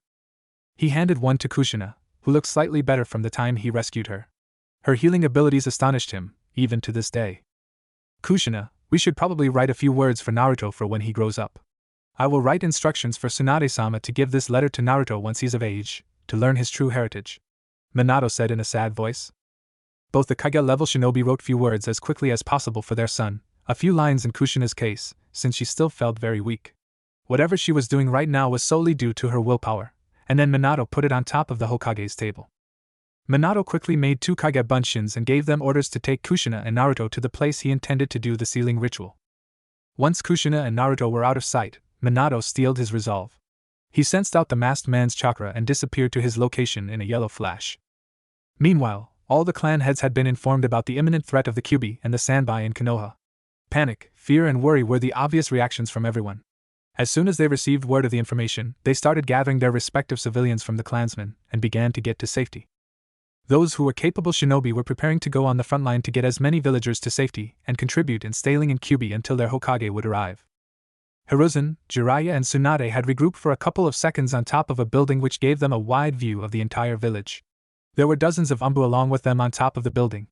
Looking around the village, the 3 Kage-level shinobi witnessed as the 2 Bijus thrashed their tails and destroyed several buildings. Many villagers were caught off guard due to the sudden attack, but they could also see several shinobi getting the civilians to safety. "Umbu, we move out and defend Konoha." "Hi!" shouted the dozens of Umbu behind Hiruzen before dashing off into the distance to hold off the Kyuubi and the Sanbai until their Hokage could deal with the tailed beasts. "Jiraiya, Tsunade," Hiruzen said, gaining their attention, "make sure everything goes as to the plan. Times ahead of us will not be easy. But we must do what we must, for our village to exist in a few hours. This is our duty as ninja of Konohagakure no Sato. Scatter!" Jiraiya and Tsunade listened intently to each word spoken by their sensei. They knew how serious the situation in front of them was, and they had to give it their all to come out of this alive. Both the Sanins immediately dashed towards the 3 Tails. The Kyuubi and the Sanbai were engaged by many ninja from Konoha, moving to distract the beast, preventing damage that would be done. Many shouts could be heard from the different parts of the village where the 2 beasts were rampaging around. "Yo! Kyuubi! Over here!" shouted one, throwing a bunch of shuriken at the beast. "No! Kyuubi over here!" shouted another, throwing kunai with explosive tags. Of course, none of this did anything except pester the beast, making it more enraged. The Kyuubi roared and flicked its tails to get rid of the annoying flies. In another part of the village near the hospital, the Sanbai was staying put in his place and splashing water from its mouth all around himself to wash away the annoying humans who were throwing different weapons at him. "Sanbai! You blind? I'm over here. Where do you think you're aiming, you beast?" shouted an Umbu who succeeded in gaining the Biju's attention. The Sanbai was about to squash the ninjins with his paw when suddenly a kunai with an explosive tag exploded near his right eye, which he kept close all the time. Irritated by this action, the Sanbai went to open its mouth and started gathering blue and black chakra near its mouth. The shinobi battling the three tails knew whatever the beast was doing was nothing good. Just as the Sanbai was going to launch the Bijudama on the shinobi in front of it, a chakra-enhanced punch by Tsunade sent it flying up, which in effect sent the Bijudama flying up and exploded away from the village. Everyone stay back, Jiraiya and I will deal with the three tails. Some of you go to Sarutobi-sensei and help him deal with the Kyuubi. The rest stay behind and come forward when we ask you to, Tsunade said, still looking up towards the Sanbai who was now descending. Jiraiya, you are up now. Summon your Battletoads fast, shouted Tsunade, who looked at Jiraiya standing atop a nearby building. The Toad Sage jumped high up in the air, sending a minuscule burst of chakra to his soles, and swiftly went through a similar set of hand seals and put an immense amount of chakra this time. Kuchios, Yatai Kazushi no Jutsu. Summoning Jutsu, Food Cart Destroyer Technique.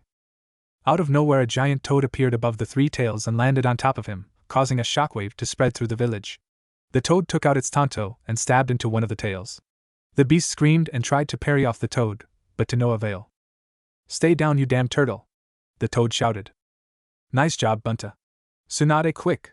Try knocking the Sanbai out by punching its shell, Jiraiya shouted, standing on top of the toad boss. Tsunade, seeing the beast struggling, jumped up, gave another chakra-enhanced punch to the Sanbai's hard shell at maximum strength. Upon contact of Tsunade's fists with Sanbai's shell, there was another shockwave and the large turtle felt weak on its legs and just fell, momentarily knocked out. And with Gamabunta on top of him applying more pressure, the tailed beast wasn't getting up anytime soon.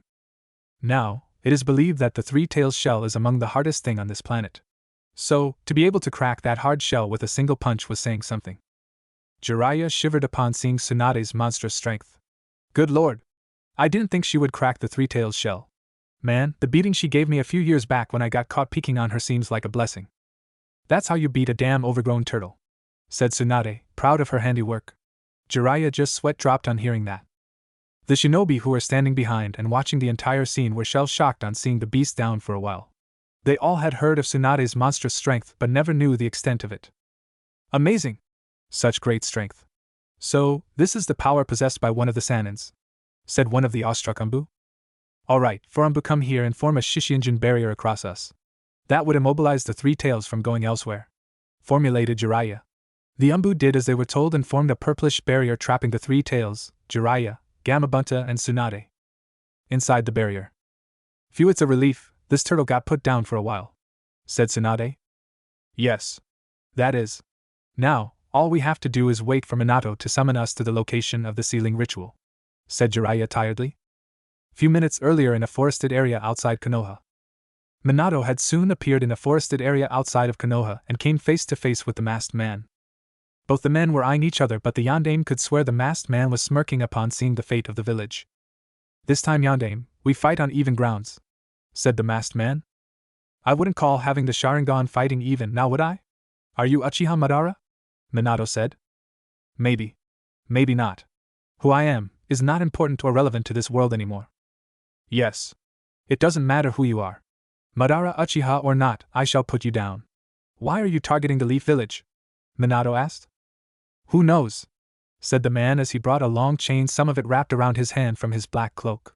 Maybe it's for war, maybe it's for the peace that I want to bring to this accursed world. Minato did not say anything to that. This man had dangerous ideals. He looked at the man before him who was shrugging as if warming up, then saw the chains drop down from his cloak. He looked ready to fight. Minato took out his tri-pronged kunai from his pocket and prepared to engage him, when suddenly the man laughed. What is so funny? Asked a confused Minato. You are clueless, Yondaime. The Kyuubi cannot be stopped, unless sealed once more. You do not have to worry about the Kyuubi. His fate has already been sealed by me. I intend to stop to you first, and then the Nine Tails. Konoha shall not fall while I'm here. So, you plan to make your son the Jinchuriki, huh? You sure that will turn out for the best, Yondaime? The masked man taunted. Minato observed the man carefully, looking for any sign of body language before asking, What are you talking about? I'm talking about your son Yondaime. I know about him. To be raised by the slug Sannin and that idiot of a toad sage. I even know about sealing the Sanbai into him as well. How do you know such information? Asked an enraged Minato. He shouldn't be knowing all that. No one should be. he thought. Don't fret over such pointless information, Yondaime. I have my sources to gather such things, said the masked man casually. I look forward to fighting him in the future.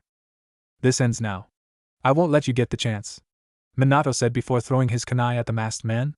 The man simply gave a huff of air and let the kunai phase through him, but not before seeing the Yondaime charge towards him, a blue spiraling ball in his right hand. Rasengan! Of course, this attack too simply passed through him. Too slow, Yondaime, the man said before he pulled on his chains and whirling around to face him, only to find he had disappeared again. He sighed and turned to face the Hokage still waiting in the clearing. Minato still had the Rasengan in his right hand and had 2 tri-pronged kunai in his left hand. You cannot hope to defeat an Uchiha, said the masked man. We'll see about that, Minato muttered to himself, before throwing the first kunai and charging at the man. The Sage mode helped Minato go at much faster pace than before. Minato moved as fast as the kunai behind it, and planning his attack carefully. The man ran to meet him, and let the kunai phase through him. The masked man then stretched his hand and said, I win? Hiraishin Reburu and I, Hiraishin level 2. Minato shouted and disappeared, appearing behind the man and snatching his kunai between his fingers and slamming the Rasengan in his hand into the man. Damn it! He flew to the kunai from earlier. I underestimated him, the masked man thought. How about that? Minato asked. Impressed much? Now you definitely will be. Minato deposited his kunai in his kunai pouch and went through hand signs quickly before the man could recover and slammed his hand onto the man's chest and shouted, Kyaki Fuin, contract seal. The man cursed himself and felt his control on the Kyuubi, and the Sanbai released all at once. He no longer had hold over the 2 beasts. Then he looked up at the man who ruined all his plans with a fire burning in his eyes. Then he said, I must hand it to you, Yondaime Hokage. Being able to wound me and sever my ties with the Kyuubi and the Sanbai is not something to laugh at, but no matter. The Kyuubi and the Sanbai will be my playthings again. I will take over the world, and there are so many ways to go around it. Then the masked man used his teleportation jutsu and disappeared before Minato's eyes. So I was right. He is after the Jinchuriki. If Naruto is to face him sometime in the future, he is going to need something extremely powerful by his side, Minato thought. He had many thoughts going through his head at a rapid pace. He knew the Kyuubi and the Sanbai were still attacking the village, and he had to seal them into his newborn soon. He did not like that one bit, but he had no choice in the matter. Naruto was the only one he could entrust this burden to. Back in Konohagakure, Hiruzen appeared standing atop a nearby building where the Kyuubi was causing havoc. The shinobi battling the Kyuubi sighed in relief upon seeing the Sandaime joining the battle. Kuchios, Monkey King Enma, summoning, Monkey King Enma, shouted Sarutobi after going through the hand signs for the summoning jutsu. There was a puff of smoke that appeared beside Hiruzen, who stood in full battle armor. It was a monkey that stood slightly taller than the aged Hokage. The monkey looked around before noticing the fox, and said, So, the Kyuubi has been unleashed now, Hiruzen?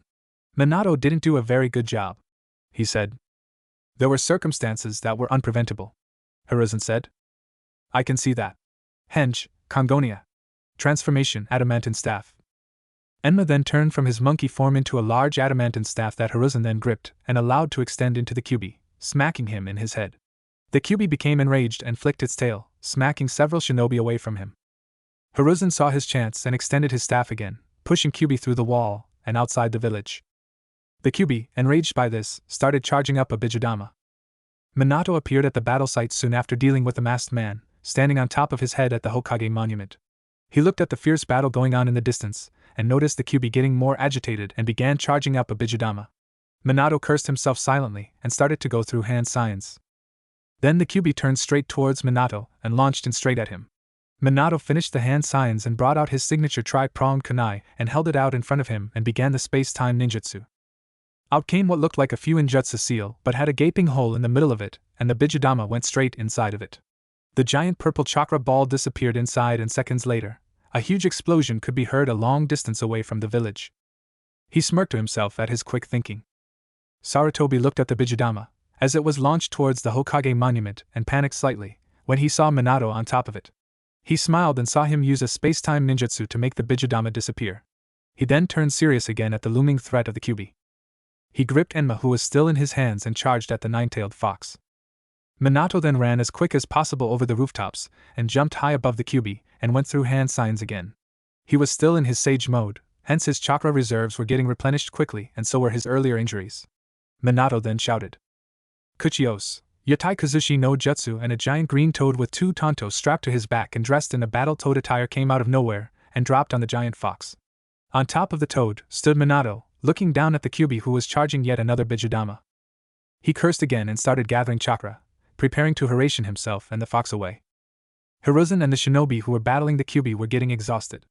They were firing jutsu after jutsu and yet there was not even a single scratch on the giant beast. So, upon seeing their Yondaime Hokage and the fox being put down by the giant toad, they cheered. "It's the Yondaime!" A ninja cheered around him. Hiruzen smiled upon seeing him, wondering what he would do now. So, when he saw both the fox and his successor disappear, he was astonished. Suddenly Hiruzen felt a tap from behind his shoulders and turned to look around. "Sandaime-sama, I'm just a Kage Bunshin, you should go to Jiraiya-sensei and Tsunade-sama now. I shall summon you to the sealing ritual place in a few minutes. All 3 of you, hold on to 1 tail of the sandbai each," said Minato's Kage Bunshin. Sandaime sighed upon realizing that everything was going to plan up till now, and then nodded to the Kage Bunshin and asked it to dispel himself.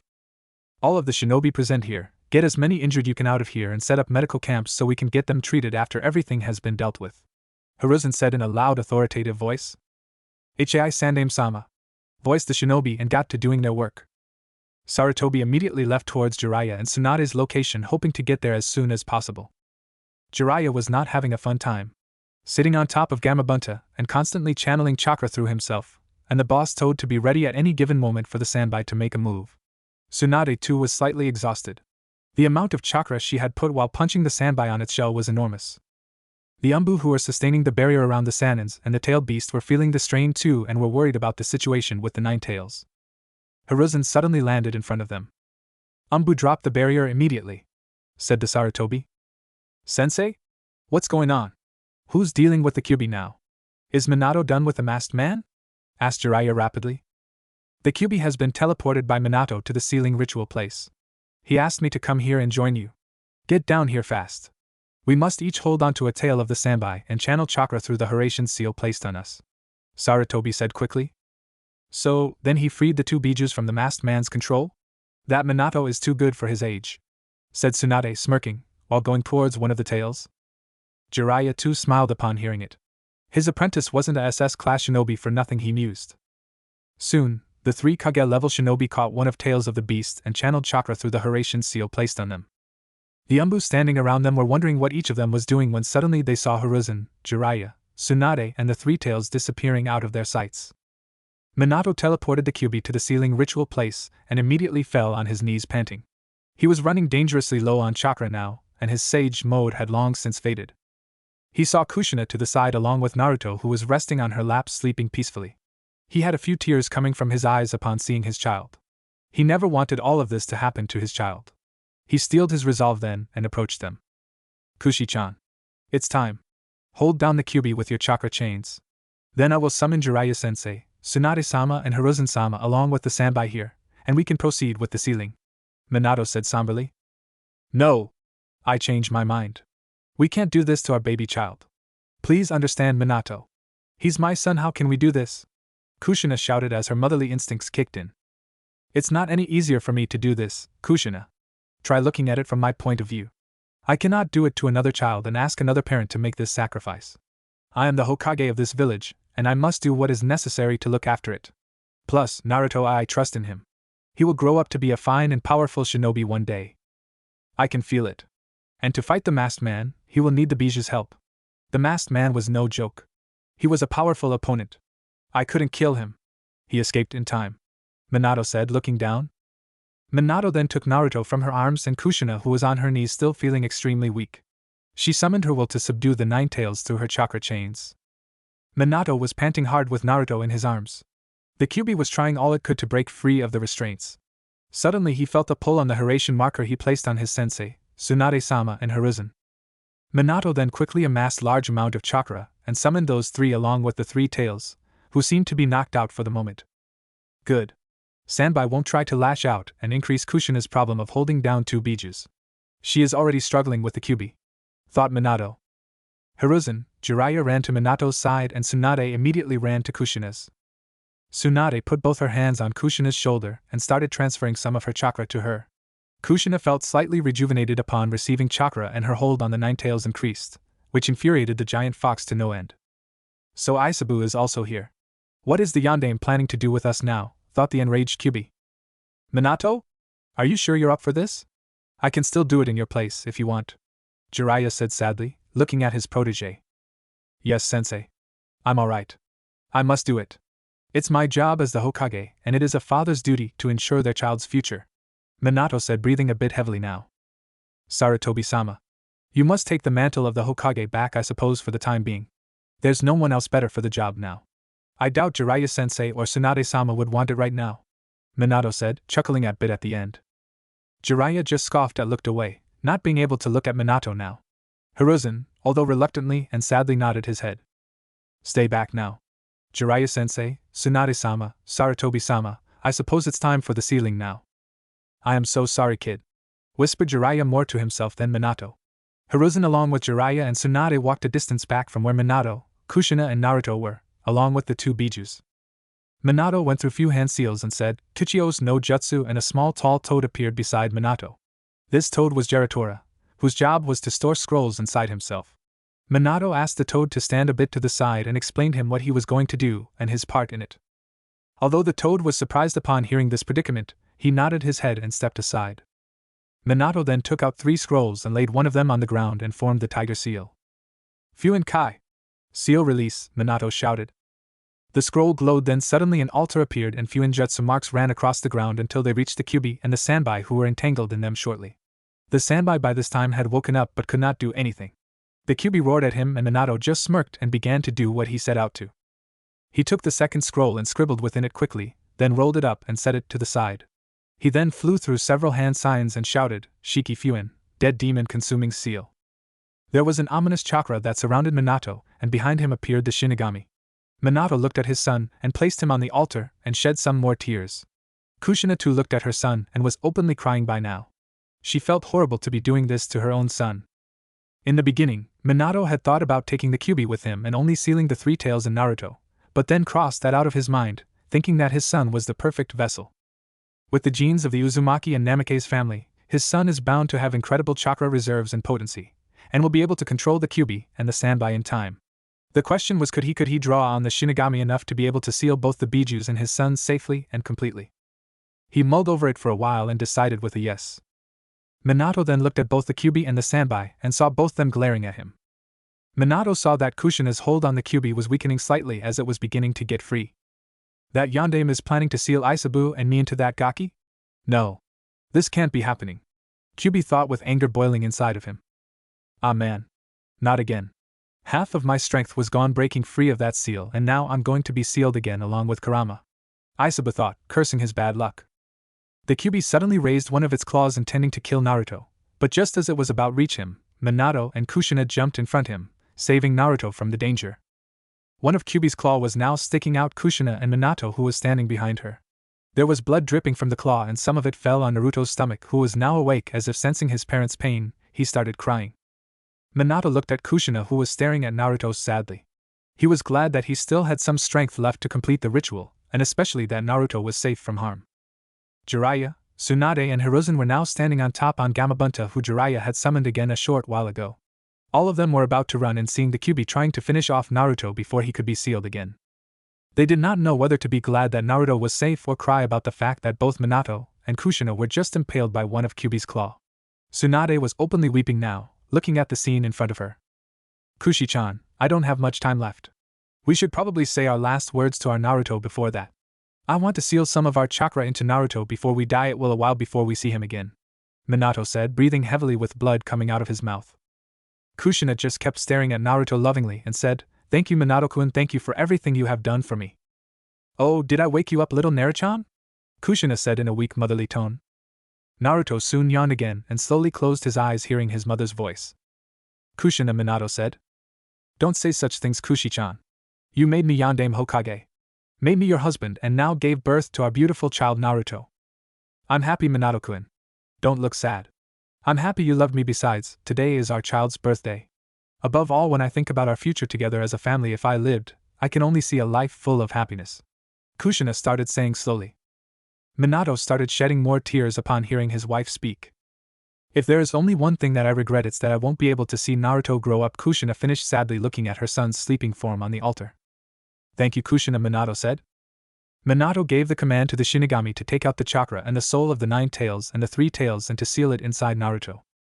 The ominous being put his hand through Minato's soul and stretched his hand towards the Kyuubi and the Sanbai and grabbed their soul and chakra, dragged it inside the newborn baby, and instantly a spiral-looking seal appeared on Naruto's stomach. It's time to finish the Hakfuin seal, Kushi-chan, Minato said slowly. Naruto, don't be picky with your food. Eat lots so you can grow big and strong. Take baths every day and stay warm. And don't stay up late at night, you'll need your sleep. Make friends, you don't need a lot of them, just a few are okay, whom you can trust. I'm not one to talk, but do your best in school and ninjutsu. Everyone has their own strength and weakness, so don't feel down if you are not good at something. Respect your teachers and seniors at the academy, and don't forget the 3 shinobi vices. Be especially careful when lending and borrowing money. Make sure to save money you're earning from every mission. Don't drink any alcohol until you are of age. Drinking too much is bad for your health, so drink moderately, okay? It's okay to be interested in women, but don't get hooked on bad women. Find someone just like Ka-san, okay? Speaking of vices, be wary of Jiraiya-sensei, Kushina said, breathing heavily. Minato just smiled upon hearing the last part, and Jiraiya, although feeling down upon seeing the scene in front of him, scoffed hearing that. Hiruzen and Tsunade just smiled a little, listening to Kushina talk to baby Naruto. Naruto, you will face a lot of pain and suffering from now in your life. Believe in yourself, believe in your dreams, and believe that your dreams will come true. There's many more things I want to share with you. I wish I could stay with you longer. I love you, Naruto-chan, Kushina said, crying more at the end. Gomen, Minato-kun. I spoke for too long, said Kushina. Minato just shook his head and said, don't worry. He then looked at Naruto and said, Naruto, my advice as your father is everything your chatty mother just said. Minato said, smiling weakly. All the 3 shinobi standing on top of the boss toad felt like breaking down looking at the family moment in front of them. All of them at that moment vowed to themselves to look after Naruto to the best of their abilities and make sure to let him have a normal childhood. As normal as he could have. Tsunade, who was crying now, vowed she would be the best possible mother to Naruto, which he would need while growing up and throughout his life. Minato then slowly turned his towards Geratora and asked him to come forward. He then took the 3rd scroll and applied some of his chakra into it. The scroll glowed for a second before it turned back to normal.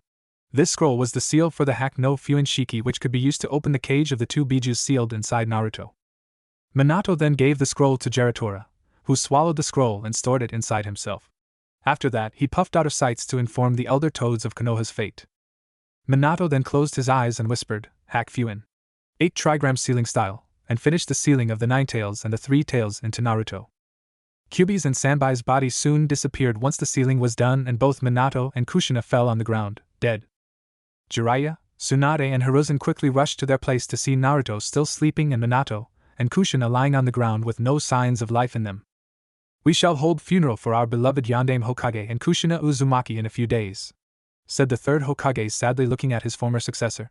Tsunade went and picked up Naruto and held him close to her and kissed him on the forehead once. 2 Anbu suddenly dropped in front of them and asked, Sandaime-sama? What happened to Yondaime-sama? Is he dead? And the Kyuubi and the Sanbai? Are they gone too? These 2 Anbu were in fact Genma Shiranui and Kakashi Hatake.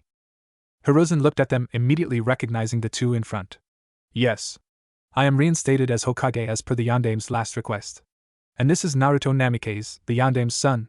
He sacrificed himself to seal both the 9 tails and the 3 tails inside of him. His seal is absolute. There is no chance of the 2 bijus breaking free. Please do not tell about Naruto being his son to anyone else for now and about his Jinchuriki status. You both were close to Minato, hence my reason for telling you the truth, Hiruzen said. Jiraiya and Tsunade, who were standing beside Hiruzen, nodded to confirm what he just said. The 2 Anbu were shell-shocked and felt extremely sad upon hearing it. But they did a good job in hiding their shock and pain.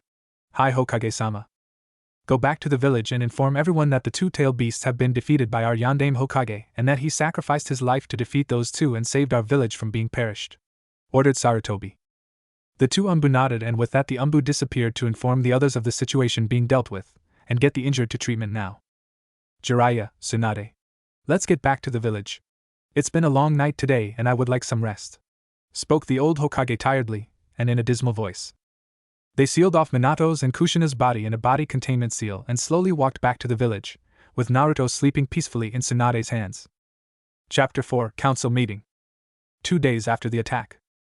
Konohagaku no Sato had once more survived one of the biggest catastrophes thrown at them. Surviving the attack of 2-tailed beasts is not something one can take lightly.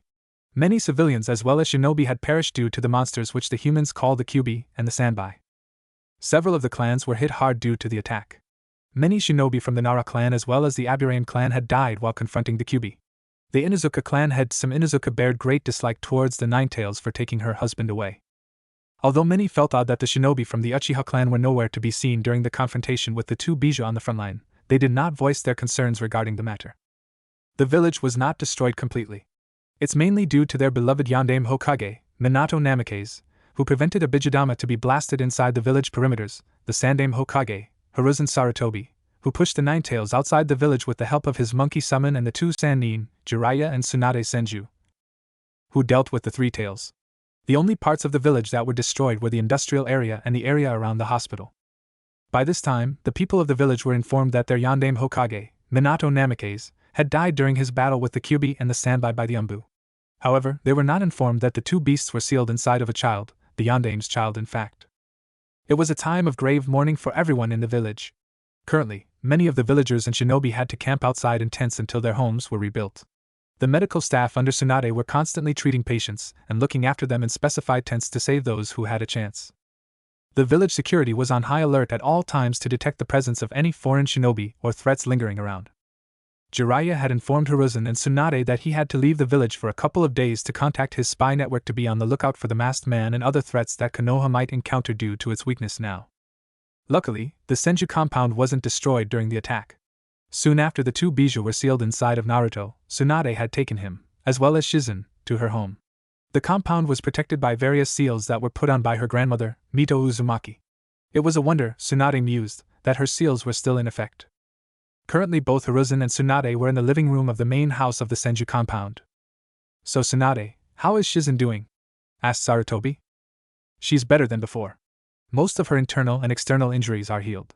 I have given her some sedatives to keep her asleep for a while until she recovers her strength to get back on the field," Tsunade said absent-mindedly. "And what about Naruto? Is he okay?" He's okay too. He sleeps most of the time, and when he's awake he doesn't cry much now," Tsunade said. Hiruzen noticed that Tsunade seemed to be deep in thought at the moment, and a bit troubled for reasons he couldn't comprehend. So, he decided to voice his concerns. "Tsunade-chan, is everything okay? You seem a bit troubled," said Hiruzen, deciding to approach a bit soothingly. "Oh, you could tell her? I was just wondering about Naruto. Now that I think about it, I don't know if I will be a good mother. When Minato asked me that time, looking at the situation before us, I couldn't exactly say no, and it was spur-of-a-moment decision. So I wonder if I will be a good mother figure for Naruto." Tsunade sighed a bit and continued telling, I am a mess. I am a heavy drinker, I gamble a lot, and I just dread thinking if he will ever accept me as his mother." Hiruzen listened to her student speak intently and understood her situation from her point of view. "Do not worry too much, Tsunade-chan. Minato and Kushina trusted you, hence they decided that you should be the one to raise their child. Now Naruto is not only their child, but yours too. I'm sure you will do a wonderful job raising him. Also, you won't be alone, remember? Jiraiya, Shizen and I will be there for you every step of the way. Naruto will become the living embodiment of the Minato, Kushina and you, Tsunade-chan. About your habits, I'm sure Naruto will keep you busy enough that you won't get much time for your other less desirable habits," Hiruzen said softly. Tsunade did not say anything for a few seconds as she pondered over what her sensei just told her. It was true, what he said just now. As time passes, hopefully, she can come out of her shell which she created around herself and enjoy life around her more, and maybe Naruto could become the reason for that. She knew she loved Naruto. She would treat him like her own child, which he was now. She knew most of her time would pass by looking after her son, and that would keep her busy. "My son," Tsunade thought. That thought alone brought a sudden smile and change of mood to her face, which did not go unnoticed by Hiruzen. She looked at Hiruzen and said, "You're right, sensei. I should not dwell in such thoughts anymore. He's my son now, and nothing is going to change that. He's Senju Naruto, heir to the Senju clan and son of Senju Tsunade." Tsunade said the last part a little proudly. Hiruzen smiled upon seeing the determination in her eyes. It reminded him of the times when Tsunade was hell-bent on doing something, and most of the time it ended up doing it her way. "That's good to hear, Tsunade-chan," said Hiruzen. "So, how are you liking it back in your office, Hokage-sama?" asked Tsunade slyly. Hiruzen caught the mocking tone at the end and growled. It was a well-known fact that none of the Kages ever liked to do paperwork. "Oh, don't you dare. The paperwork is endless. I feel the rest of my hair will fall sitting behind that desk and signing those accursed papers. Tsunade had to hold in a laugh upon hearing that. Anyway, what are you doing here, sensei? Shouldn't you be busy in your work? Oh yes, I almost forgot what I came here for. There will be a village gathering at Hokage Tower this evening, and I will be making an official announcement regarding Minato and Kushina's death and about my reinstatement as Hokage. There will also be a council meeting tomorrow with the Shinobi and Civilian Council regarding the reconstruction of the village, finances, and other matters about the welfare of the village, said Hiruzen seriously. You must keep the Civilian Council and those 3 elders at bay, sensei. Minato did a good job in reminding them that it is a shinobi village, and it's ruled by the Hokage. My granduncle had set several laws regarding the Civilian Council and set them up only for the civilians' welfare. They must be reminded of their position, should they try to usurp their power again, said Tsunade. Yes, Tsunade. I'm aware of that. Do not worry too much about them, Hiruzen said with a sigh. Well, I think I should be on my way now, damn paperwork, Hiruzen grumbled. Hiruzen left the Senju compound after seeing Naruto's sleeping form in his baby crib and checking up on Shizen once and headed towards his Hokage office. Later that evening, at the Hokage Tower, the civilians as well as the shinobi had all been notified of the announcement that would be made in the evening by the Sandaime Hokage, Sarutobi Hiruzen. Many had not recovered yet, especially the civilians. Some of the civilians who used to run restaurants had put up stalls for those who were hungry, as this was a time of great need for everyone. The base of the Hokage Tower was currently crowded by the villagers of Konohagakure no Sato. Those who were not in good condition to stand were sitting down, while some were being supported by their fellow villagers/shinobi. The major clans of Konoha were also present at this moment, as they were informed this was an important announcement. I wonder what this announcement is about, asked a random civilian to another nearby. I don't know. But I have heard it's regarding the Kyuubi and Sanbai attack a couple of days back, replied the person with clear disdain present in his voice when he spoke the names of those monsters. Several conversations regarding the announcement by the Sandaime were being discussed by both the civilians and shinobi alike. On top of the Hokage Tower, Sarutobi Hiruzen was standing with the 3 Konoha elders behind him. Sarutobi looked down upon the crowd and saw some of them talking among themselves and smiled a bit. Even though there was a major-scale attack on the village not even 2 days ago, it had not broken the spirits of the people. They were helping each other out and talking to each other instead of drowning in their sorrows. What Hiruzen did not know is that among those very people were some who were festering immense hatred towards the fox and the turtle. The hatred that was developing in their hearts would soon consume them and drive them to do something unimaginable. Sarutobi looked back at his advisors and they indicated that he should start with the announcement. The aged Hokage applied some chakra to his voice and spoke, "Citizens of Konohagakure, it is good to see that people are helping each out in this time of need. A village is not made up of buildings and rules, rather it's made of the people that reside in the village. It is no matter that several buildings were destroyed. We shall recover soon from this catastrophe and get back to our normal lives. I do realize many of us have lost people close to us. But do remember, they did not die in vain. Several who have died have helped some to get to safety, especially the young ones. It is the younger generation that is the future of our village, and thus our duty to protect and guide them until they can do the same." The citizens were intently listening to the Sandaime speak, and some did find a lot of truth in what he was saying as they looked towards the young and smiled. Many shinobi were thinking of their comrades who helped get the civilians to safety and lost their lives on the front line. Sarutobi now had a somber look on his face as he continued. Our beloved Yondaime Hokage sacrificed his life to preserve this village today. He battled the 2 Biju, the Kyuubi and the Sanbai, and used an ancient kinjutsu, forbidden jutsu, to take the life of the 2 demons. Kushina Uzumaki, our deceased Hokage's close friend, also assisted him in performing this jutsu, thus she too was killed during the process. Many of the villagers by this time had their head down in remembrance of Minato Namikaze, the greatest Hokage to exist up till now, and Kushina Uzumaki, the Akai Chishio no Habanero. The shinobi who knew Minato and Kushina well shed some tears too. Sarutobi exhaled a deep sigh and said, "As per the Yondaime's last wish, I, Sarutobi Hiruzen, the Sandaime Hokage of Konohagakure no Sato, shall retake the position of Hokage. We will hold a funeral for our deceased Hokage and all those who sacrificed their lives for the future of this village." All the people standing in the crowd nodded and smiled at Sarutobi's words and cheered that he would be retaking the position as the leader of the village. Soon after the announcement was made, Hiruzen saw the people leaving back to their homes, and he too turned to leave the office to catch up with his paperwork, when a voice stopped him. "Sarutobi, don't forget about the council meeting tomorrow. It is important that we get the village running smoothly as soon as possible. The other nations might consider this a good time to show their superiority to us," said Hamura. Hiruzen nodded and was about to leave again when another annoying voice stopped him. "What of the Jinchuriki, Sarutobi?" asked Danzo. It's Hokage-sama to you, Danzo. Do not forget your place. I am still the leader of this village, and even though you are an advisor and hold a certain amount of power, it is still beneath me. And no, there is nothing to discuss about him right now. Whatever there is, it shall be told in the council meeting tomorrow in front of all the clan heads. Spoke Hiruzen sternly without ever giving a glance to the old warhawk and walked off to his office. Unnoticed by anyone else, Danzo had gripped his cane tightly upon being put down like that. It still infuriated him that Tobirama had picked Hiruzen as Hokage instead of him. No matter. My time shall come. I will continue to protect my Konoha from the shadows. All I must do is play my cards right and wait for the right opportunity. Thought Danzo. He looked towards Kohara and Hamura and disappeared in a sunshin after giving them a nod. Do you think it's wise, Hamura? I mean, to side with Danzo against Sarutobi. Hiruzen may be a pacifist, but our village has still come on top in 2 great shinobi wars with him as leader, and he's still among the strongest kage in the elemental nations. Kohara said after seeing the look on Danzo's face. Both Hamura and Kohara knew how infuriated Danzo had become when Hiruzen was given the position of Sandaime Hokage. They were also the only ones in the village who knew the workings of the Root A and BU who worked under Danzo's command. Both knew they had become old and were not much of use in the battlefield but could still prepare the young to do their duty properly, that is the protection of their homeland. We have become old, Koharu. It is true some of our ideals do not match that with Hiruzen's, but yes, you are right. Sometimes it's hard to look at Danzo the same way I used to look at him earlier. He was different when we were all under the guidance of Tobirama-sensei. Our village is built on the foundation of the will of fire. I do not want to change that. We old people are not the ones who should stand out among everyone. It is the job of the younger generation, Hamura said, looking straight down at the village, his home.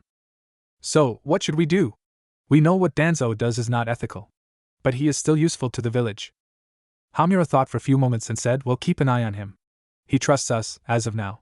So, it will be much easier for us to keep him in check, and if he ever endangers our village, he will have to be put down. We'll discuss this later with Hiruzen, in private. Both then headed back to their place after their discussion. It was night time in the village hidden in the leaves. Most of the people by this time were asleep in their tents while some of the shinobi were patrolling on the outskirts of the village to keep a lookout for any enemy ninja or other threats. While the village was deep in sleep, Hiruzen was cursing to himself, sitting at his desk in the office for retaking the position. Not even a few days since he retook the job and his desk was already flooded with so much damn paperwork. Ah! Will these nuisances ever end? How did Minato ever do it? Shouted the Sandaime as he looked towards Minato's picture on the wall beside the Hokage office door. Said wall also hoisted the picture frames of Shodai, Nidaime and Sandaime Hokage. Sarutobi, while muttering curses, got back to signing the papers again as he realized just shouting will not help his case in any way. There were several useless requests made by the civilians which he denied and made the Hokage wonder if there was anything useful among these piles of papers. While Sarutobi was busy doing his work, he soon felt a presence in his room and knew exactly who it was. You can come out now, Jiraiya, Sarutobi said calmly. Oh, I could never hide from you, sensei. If it was anyone other than you, I wouldn't be sensed at all, Jiraiya said. So, what have you found, Jiraiya? Anything worthwhile? Asked Hiruzen. I couldn't find much on the masked man, sensei. I don't know how it's possible, but it's like he just disappeared into thin air. Although, I did come across an upcoming group of mercenaries. One of my informants in Tsuchi no Kuni informed me of a group made up of missing nin. They take up missions which are near impossible and their success rate is 100% up till now. And the surprising thing is, all these missing nin in the group are S-rank criminals, said Jiraiya. Now, Hiruzen Sarutobi is among the smartest people in the elemental nations. It was his ability to discern a situation with little information and his battle prowess that gave him the title of Shinobi no Kami. So, there aren't many things that could surprise him. But hearing about a mercenary group made of only S-rank criminals did catch his attention. That would also mean that there was someone powerful enough to subdue several Kage-level shinobi as their leader. That is indeed alarming, Jiraiya. A shinobi who can defeat several S-rank criminals and keep them in order is not something to laugh at. Do you know what their purpose is? I doubt someone would willingly gather several such missing nin with no purpose to guide them with, said an alarmed Hokage. Well, that's the thing. The group is extremely secretive. I don't know anything else about them. Do keep an eye on them, Jiraiya. They sound of trouble. As of this moment, Konoha is weak and we need to work hard to make the village stand properly in the eyes of our enemies, Hiruzen said slowly. Jiraiya knew his sensei was tired. This job of being Hokage was a hard one indeed. It demanded a lot of sacrifice and made you question your morals sometimes. But to keep the village prospering, it was necessary to be tactful and be ready to sacrifice yourself. That's what it meant to be Hokage. You must sacrifice the most, so the people of the village that follow you will have an easy road ahead of them. Jiraiya thought for a while whether he should tell Sensei about the prophecy and Naruto, but decided he could wait on that for a while. He felt Naruto is too young right now and should be given the chance to enjoy his life as much as he can. He looked at his sensei once again and said, "Well, Sarutobi-sensei, I guess I will take my leave now. I will stay in the village more often now, since Naruto and Tsunade will be here. I will be staying with Tsunade in the Senju compound." "Yes, that's good actually. Naruto will need both of you while growing up. Also, with two of the Sannin and Konoha, I doubt anyone would try to attack the village," said the Hokage. Jiraiya and Hiruzen exchanged their goodbyes and the Toad Sannin left through the same window he had come in while masking his presence. Jiraiya started jumping from roof to roof at a slow pace and made his way towards the Senju compound. Meanwhile, in the Senju compound, Shizen was in the living room sitting on the table with a cup of tea in front of her. She had woken up a few hours earlier and was now feeling completely better. She was informed of the events that took place after she fell unconscious. She was extremely sad after hearing of Minato, Kushina, and Rin's death. She may not have known them very well, but they were still good people in her books. She felt even more horrible after hearing of Naruto's fate. Being made into the Jinchuriki of not only the Sanbai, but the Kyuubi as well, and losing both his parents on the day of his birth was not something she would wish on anyone. Although even among so many grim news, she was glad and shocked to hear the last thing her master had told her. The fact that her master, Tsunade Senju, agreed to adopt Naruto and raise him as her own son was surprising to her. She did not think the Senju woman would be capable to commit to someone in such a way, after the death of her deceased lover, Dan Kato, and her little brother, Nawaki Senju. Tsunade was sitting on the sofa in the living room with little Naruto in her hands. He was one of the most beautiful and cutest things in her opinion. She sat in an Indian position with both legs crossed and Naruto cradled safely in her arms. Naruto, meanwhile, was sleeping peacefully. After Hiruzen had visited Tsunade, Naruto had woken up a while later and surprisingly, he did not cry. She expected the child to cry, considering most babies of his age do when they wake up from a nap. Although she did notice he felt uncomfortable when she was away from him. Tsunade felt extremely happy that her son felt such an attachment to her already. He would always have a wide smile on his face and giggle when he is in her arms awake. She had spent most of the time today sitting at the koi pond in the Senju compound with little Naruto in her arms. As she was lost in her thoughts, she felt a slight movement in her arms and looked down to see those curious violet eyes looking at her. She immediately got rid of her thoughts and smiled and said, "Oh, my little Naruto is awake? Did you have a good nap?" asked Tsunade in a very motherly tone. Naruto just stared at her and smiled once again while moving his tiny hands in air up and down. Tsunade, seeing his happy face, seemed to take that as a yes and leaned down to kiss him on his forehead. Shizen, who was sitting on the side, smiled upon seeing the interaction between Naruto and Tsunade. "I am really glad for you, Tsunade-sama. Now you can put down the wall that you grew in your heart and be happy again. I am sure you will be a wonderful mother to Naruto," she thought. Unknown to the two women, a person had just entered the room from the open window in the living room and immediately had a massive nosebleed upon seeing the situation in front of him. What he saw was the massive cleavage of Tsunade while she was leaning down to kiss Naruto on his forehead. Both Tsunade and Shizen got into defensive stances upon hearing the intruder. When they saw who it was, Tsunade had a scowl on her face and said, out of all the people, it had be him. Damn that pervert. Shizen approached Jiraiya and tried to wake him up, as he had a perverted grin on his face. Naruto during all this time just kept staring at the strange man who entered and was now lying on the floor. After around 20 minutes or so, when everything was settled down, Jiraiya, Shizen and Tsunade with Naruto in her arms were sitting on the sofa. "So, what are you doing here, Jiraiya?" asked an irritated Tsunade after she fixed her clothes. "Can't a man come to visit his godson, huh? I just came back to the village a while back after contacting my spy network. So, I thought I should see little Naruto and you." "Yeah, right. All you want to see is perverted stuff," mumbled Tsunade. Jiraiya just scoffed and looked at Shizen and said, "How are you now, Shizen? Feeling better now?" "Yes. Thank you, Jiraiya-sama. Tsunade-sama treated all of my injuries and I'm fine now," said Shizen. "Tsunade, I will be staying in the village a lot more now. I want to be there for Naruto while he grows up. It's still hard to believe Minato and Kushina are gone, but their legacy, and now your son, Naruto, is still here.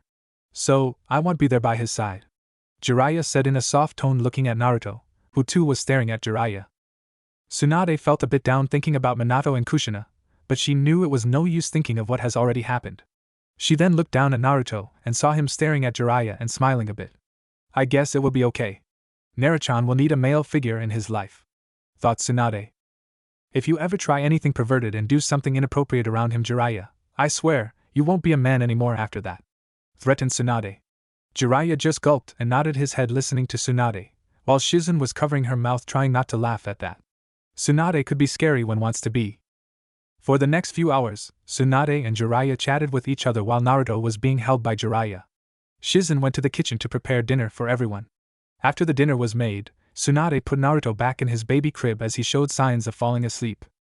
The three adults then had their dinner in a tranquil way, where Tsunade, Shizen and Jiraiya were talking about Naruto and how he would grow up. The next day, Jiraiya and Tsunade were both currently in the Hokage's office sitting on a futon. Naruto was currently all wrapped up in a forest green blanket and awake in his mother's arms. He would often yawn and close his eyes for a while and at times look around the office with his wide innocent eyes. Sarutobi was standing near the window looking down at his village and puffing at his pipe. "So, Sarutobi-sensei, when does the meeting start, and why did you wish to talk to us before it?" asked Tsunade. "Tsunade, during the council meeting many topics will be brought forth. Reconstruction of the village, finance situation, shinobi duties during this time, and the attack on the village," spoke Hiruzen. "Yes, you told me, sensei. What about it? Obviously you didn't just want to speak with me and Jiraiya for those matters privately." "I know. What I mean about the attack on the village is of the fate of the two Bijou. Some of the people are not so ignorant as to believe that a mere human could kill a Bijou. I am certain that Danzo will bring up that topic, seeing as how he approached me yesterday regarding the Jinchuriki," said Hiruzen calmly. "What? But how does he know? He was not even on the battlefield? And I'm pretty sure none of us would just go to him and tell him about the Kyubi," Tsunade said worriedly. "Don't worry. I put down any discussion he could have brought right there.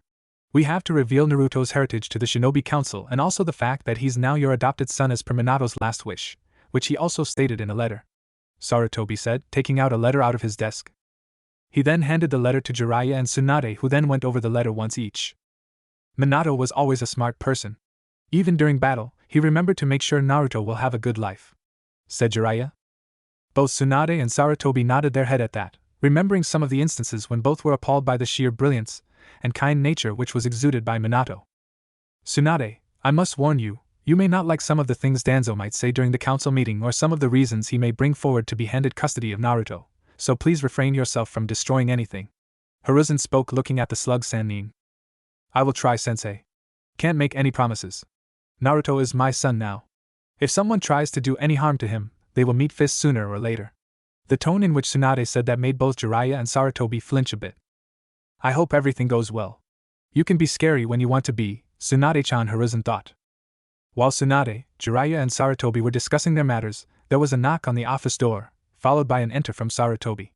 A few seconds later, a woman in her mid-20s with short brown hair entered the office. This was Matsuki, the secretary of the third Hokage. She walked inside and saw Tsunade and Jiraiya standing there with Hiruzen. Her eyes then fell on the small blonde-haired baby that was Naruto sleeping in Tsunade's arms. She wondered who the baby was and then realized she spaced out for a few seconds. She turned to face her Hokage and spoke, "Hokage-sama, the council is ready for the meeting. All the clan heads and the members from the civilian council have gathered in the council chambers along with the three elders. Thank you for your assistance, Matsuki-san. We will be there shortly. You may go back now," Hiruzen acknowledged. Matsuki bowed once and left the office to get back to her desk to continue her work. Sarutobi, Jiraiya and Tsunade along with Naruto too left the office towards the council chambers. Council chambers. The council chamber was currently in a bustle of activity as they waited for the last three members to come in for the meeting. There was an air of tension in the room which was evident on the faces of all the council members. Most of the clans as well as the members from the civilian council had lost someone close to them during the attack 3 days earlier. Many of the civilian council members were eagerly awaiting this, having made plans earlier to reacquire power once again. The elders were also another group that were present in the chambers. Danzo was standing with a stoic mask on his face and holding a cane in his left hand. Hamura and Koharu were standing beside him, waiting to see what Sarutobi would do during this meeting. It was about 10 minutes later that the door to the council chambers opened, and in walked Hiruzen Sarutobi, donning in his white and red Hokage robes, followed by Jiraiya, Tsunade and Naruto, who was still asleep in his mother's arms. The Hokage sat down at his seat, which was at the head of the table. At the opposite end of the table were the three elders. On Sarutobi's left side were the civilian council members and on his right were the shinobi council members/clan heads. There was an empty seat near the Hokages on the shinobi council side, which was taken by Tsunade and Naruto. Next to her was the head of the Hyuga clan, Hayashi Hyuga, who just looked at her and nodded. She did notice he was particularly looking at Naruto, and his eyes did widen a little, although he kept quiet. Next to him was the Uchiha clan head, Fugaku Uchiha, who did not spare her a glance, followed by Aburame Shibi, head of the Aburame clan head, Suminazuka, head of the Inazuka clan, Nara Shikaku, Jonin commander and head of the Nara clan, and Noichi Yamanaka, head of the Yamanaka clan, and the last one on the shinobi council was Choza Akimichi, head of the Akimichi clan. On the civilian council member side, there were various wealthy merchants and veteran shinobi who are now civilians due to an abrupt halt in their ninja careers because of their injuries. They also included some of the most important civilians of the village that ran most shops, provided food, clothes, and other materials and services for the shinobi use. Sarutobi, seeing that everyone was just quiet for a while, cleared his throat to gain everyone's attention. The council is in session now. Hamura took a few steps towards the table and spoke. As we all know, few days ago, our village was attacked by 2 Biju, the 9 Tails and the 3 Tails, which destroyed some parts of our village. We were lucky that our Yandame Hokage, along with Kushina Uzumaki, Sandame-sama, Jiraiya and Tsunade could deal with them effectively, thus decreasing the damage the 2 beasts might have caused. As it stands, I doubt we could call Kanehigakure no Sato the strongest village among the elemental nations anymore. Our village morale is down now, and we must act immediately towards those matters concerning our village as soon as possible. He paused for a while and saw that everyone on the shinobi side seemed to agree with him, and along with those on the civilian side. Now Nara Shikaku, briefly tell us the damage that was sustained by the village and the number of casualties for both the shinobi and civilians, he said, looking at Shikaku. Troublesome. Why must it be me? Shikaku muttered. He then looked at Sarutobi and spoke. Hokage-sama, due to the prior information of the attack which was given to all the clan heads and the ANBU, most of the civilians were taken to the emergency safe zones behind the Hokage monument. Although there were some unfortunate ones who were not able to get away in time. As of now, per my report, between 200 to 300 civilians lost their lives, mainly those who were still inside their homes during evacuation. Their corpses have been recovered and have been taken to the morgue. Now, in case of the shinobi, I would say around 40% of our ninja forces were killed during the attack. These include shinobi from the Nara clan, Aburame clan, Akimichi clan, Inazuka clan, and the Sarutobi clan. Most of these shinobi who were killed were on the front line battling the 9 Tails and the 3 Tails, said Shikaku in a serious tone. Hokage nodded his head, listening to his Jonin commander's report, and said, "Thank you, Shikaku. We must increase the border patrol even more for the next few months, and keep an eye on the other villagers in case they try to do something. Also, for the next few years, the number of the missions handled by our village will increase to increase the revenue of the village. I know many of you have lost someone close to you over here, and may need some time to grieve, but it's a critical time right now. As Elder Hamura said, we are vulnerable, right, and our morale is down. The more missions we take, with the quality of our shinobi, the mission success rate will be good, which in turn will increase our standing in the eyes of the villages and make them hesitant to do something against us. But we must work hard together at this point, as this village was built on the foundation of the will of fire, and teamwork. I believe in this village, and together, we will be able to recover from this situation in given time," said the third Hokage, looking at everyone. Many in the council chambers felt their spirits rejuvenated upon hearing their Hokage's words. Danzo, who was standing on the side quiet up to this point, was the only one who felt what Sarutobi said was naive. It's time to increase our military strength and show other villages what we can do, Sarutobi. Your pacifist ideals are not going to take us anywhere, he thought. Hokage-sama? Asked the Uchiha clan head. Sarutobi looked at Fugaku and urged him to continue. What happened to the 2 Bijus? Could you go into the details about how Yandame Hokage was able to kill the Kyuubi and the Sanbai? Herzuin tensed a bit and looked at Jiraiya and Suwanda upon hearing Fugaku ask that. He also noticed the way he asked how Minato killed the 2 Bijus, as if taunting his abilities. I would ask the civilian council to leave now, as what I'm about to say, it doesn't concern you anymore, Sarutobi said sternly. What? We are part of this council, and we have every right to be here. You can't just kick us out, shouted one of the civilian merchants. There were several similar statements given by the other members of the civilian council. Silence. Might I remind you that you are only here for the welfare of the civilians and not concerning shinobi matters. As per Konoha law states, I, the Hokage, have every right to excuse you from the council chambers right now. The civilian council has no power during times of emergency which puts the village in danger, Sarutobi said, looking directly into the eyes of the member who first voiced his statement, while also releasing a subtle amount of killing intent. Those who were shouting earlier were now brought back to reality when the killing intent seemed to hit their senses and immediately made them shut their mouths. Whatever requests you may have can be sent to me in a written form, and I will go over them and decide if it's acceptable. I realize many of your businesses are hampered due to the attack, and you all shall be given a certain amount of money to get your business back on track. Hiruzen spoke again, to calm their nerves slightly. He then ordered the ANBU present outside the council chambers to escort the civilian members outside the room. Smart move, Hiruzen. I see what you're doing about not talking about the Jinchuriki in front of the civilians. No matter. They shall know soon. Danzo thought, who was keeping quiet, standing beside the other two elders of the village. All the clan heads, Jiraiya and Tsunade, were impressed with how Sarutobi had handled the civilians. None of them ever did like those power-hungry fools. Hiruzen then motioned for Jiraiya to come and state the matter at hand regarding the two Bijou, who was standing behind Tsunade, near the wall. Jiraiya stepped up in front of all the clan heads and looked at everyone as if trying to read their minds. He then started speaking. First of all, the Bijous are beasts entirely made of chakra. It is impossible for any human to kill them. Chakra cannot be killed. It can only be absorbed or be sealed. At this point, many of the clan heads were looking at each other and thinking the same thing. So it's true, the Kyuubi and the Sanbai are not dead. Jiraiya saw the look of fear on many of their faces and explained further. My student, Minato Namikaze, did the next best thing he could to ensure the survival of this village. He sealed the two beasts into a child. There were many gasps heard among the clan heads, not because a Jinchuriki was made, but because two Bijou were sealed inside a single person. Jiraiya-sama? How is this possible? Two Bijou inside one person? I have never heard of such a thing. And who is this child you are talking about? Asked some. Minato sealed the two Bijou inside his own child, Jiraiya said. And that was the statement that brought chaos within the chamber walls. What the hell? His child? When did he have a kid?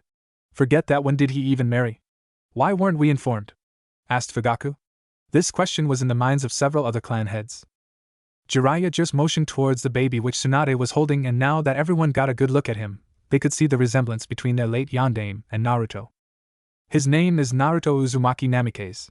It was Tsunade who said it. Uzumaki? You don't mean her, do you? Asked Shikaku.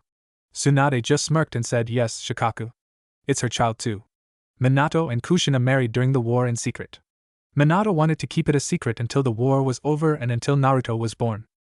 He had many enemies, and he didn't want to risk Kushina's safety during the war, even though she was powerful on her own. The clan heads had mixed reaction concerning the matter at their hand. On one hand, this was the Yondaime Hokage's child, who is practically royalty in the village, and on the other hand, is that two monsters were sealed inside him who took the lives of many a friend and family. It was Some who spoke now, I won't lie. I am a bit apprehensive towards the pup. My husband was killed by the Ninetales after all. But I know it's not his fault for the situation he is in right now. Just tell me, are you sure the seal which contains the two beasts is safe? Is there any danger of the two Bijous getting out? The Uchiha clan head decided to just stay quiet at this point. He knew what many of the shinobi thought of the Uchiha. Since they were not present on the battlefield during the attack, many suspected that it the Uchiha clan's fault for the presence of the Kyuubi and the Sanbai. It was no secret to anyone that the Sharingan can subdue the Bijou. No. Minato used an ancient kenjutsu called the Hak no Fuin Shiki to seal the two Bijou inside Naruto here. His Uzumaki genes give him fast regeneration, and extremely potent chakra. This kenjutsu summons the Shinigami who seals the desired object in the host at the cost of the Jutsu's caster's life. So basically, the seal is powered by the Shinigami. Also, another thing about this seal is that it slowly drains the chakra of the beast and pours it into the natural chakra reservoir of the person, in turn making their chakra capacity increase and increasing the potency of their chakra. Lastly, there is no way for the two Bijou to escape their prison. The two Bijou are now bound to Naruto's soul, which means, if Naruto dies, the two Bijou will also die, that is, that their souls would be taken by the Shinigami. So, do not worry about them getting out. Naruto also is not going to be affected by their presence. Explained the Toad Sannin in detail. The explanation seemed to calm the nerves of several clan heads who now looked relieved. Danzo, who was quiet up till now, spoke, Hokage-sama, I request the boy be given to me for training when he's of right age. He is a Jinchuriki, a human sacrifice. He needs to be molded into the perfect weapon for this village. Under my training, he will prosper much, and with the might of the Ninetales and Three-Tails at our disposal, other villages will definitely cower before us. Tsunade, who became enraged upon hearing this, was about to yell at him, when she saw Sarutobi raise his hand. That will not be required, Danzo. I have a letter signed by Minato, which asks Tsunade to raise Naruto as her own child, and my student has already agreed to raise Naruto. As for training, I believe Tsunade and Jiraiya will be adequate for him as he grows up. We do not need a weapon, Danzo. We need a loyal shinobi who cares for this village. One who fights and protects this village till his her last breath, said the Hokage firmly. He's right, Danzo. Your training methods will do nothing but kill the boy's emotion. He's a child, and even now he's protecting the village by keeping the two beasts sealed. The child should be hailed as a hero. Surprisingly, it was Hayashi who voiced his thoughts in front of everyone. He looked at Tsunade and said, "Tsunade-sama, Minato and Kushina were good friends of mine and Hitomi. And I have no doubt in his sealing prowess. It makes me sad that he won't be there to raise his child with Kushina, but I'm also glad you are offering to raise Naruto as your own son. The Hyuga clan shall offer you any assistance you may require." I must concur with Hayashi-sama. Naruto is only a child. It is more important for him to have a normal childhood and come to love this village on his own terms. The more people he associates with, the more friends he may make, and thus he will be forming roots in this village. That will only increase his love towards Konohagakure. The Nara clan will also provide help when required to Naruto and Swanda-sama. One by one, most of the clan heads agreed with Hayashi and decided it was best for Naruto to have a normal childhood and come to love the village with his own views. Eventually, even Hamiura and Koharu agreed with this decision. Tsunade was glad. Mere moments ago, Danzo was planning to take her child away. Like I will let him. That old bone must go through me first, she thought, and now nearly all the clan heads were in support of Naruto being raised by her. The only one who didn't say anything was Fugaku. He didn't like the fact that a new Senju heir was coming in the village. His clan's status was drastically decreasing within the village, and so was their power. I will think of something when the situation is unavoidable, he thought at the end. This is outrageous. He is nothing but weapon. Kami has gifted us with a boy with immense untapped potential. If I train the boy, we can be on top against all the other 4 great nations, shouted Danzo. My decision is final, Danzo, and watch your tone when you're speaking to your Hokage. I shall not remind you again. Naruto will now be known as Senju Naruto, since Tsunade will be adopting him into the Senju clan. When the time is right, he will be told of his birth parents and the burden he bears. Until then, I make it a S-class secret. No one is to talk about Naruto's heritage outside these chambers or discuss about his burden to anyone else without his permission, Hiruzen said in a dead serious tone. Damn you, Sarutobi! It doesn't matter. Soon things will go my way. Let's see how the civilians handle the news of the Jinchuriki. He will be my weapon sooner or later, thought an enraged Danzo. Now, setting that aside, we will require some new treaties with other villages soon. Sunagakure is an option. They are the closest to our village and were mostly neutral towards us during the last war.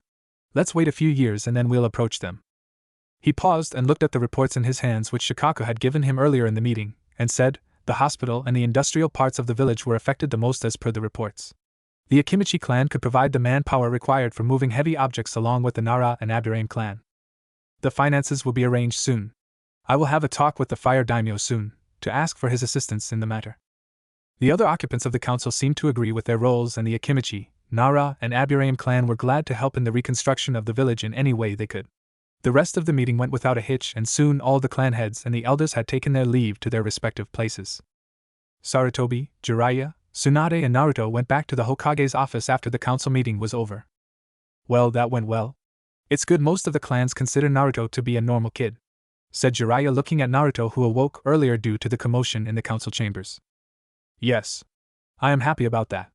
At least my Naruchan can have a peaceful life inside the village now and can make friends with other kids of his age, Tsunade said.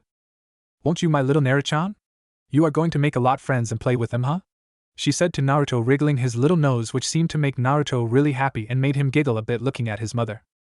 Well, it is nice to hear the prospect of Naruto having a good life ahead. But we will still have to train him properly when he's of age, Tsunade, Jiraiya. Because of the burden he carries, he won't have an easy life outside the village. We can only make sure to keep him safe properly inside the walls of Konohagakure no Sato, Hiruzen said. Don't worry, Sarutobi-sensei. I will look after his training personally, and I know Jiraiya will help too when we start with Naruto, Tsunade said with a smile. You bet I will. He's my godson after all. I will make him into a fine shinobi and other things too, Jiraiya said with a perverted grin at the end, which earned him a chakra-powered punch to his face. Sarutobi just sighed seeing his student's antics. He then looked at Naruto, who was looking at the big hole created by Jiraiya when he was thrown outside by Tsunade's punch, and thought, Senju Naruto, I can't wait to see how your story unfolds in the future.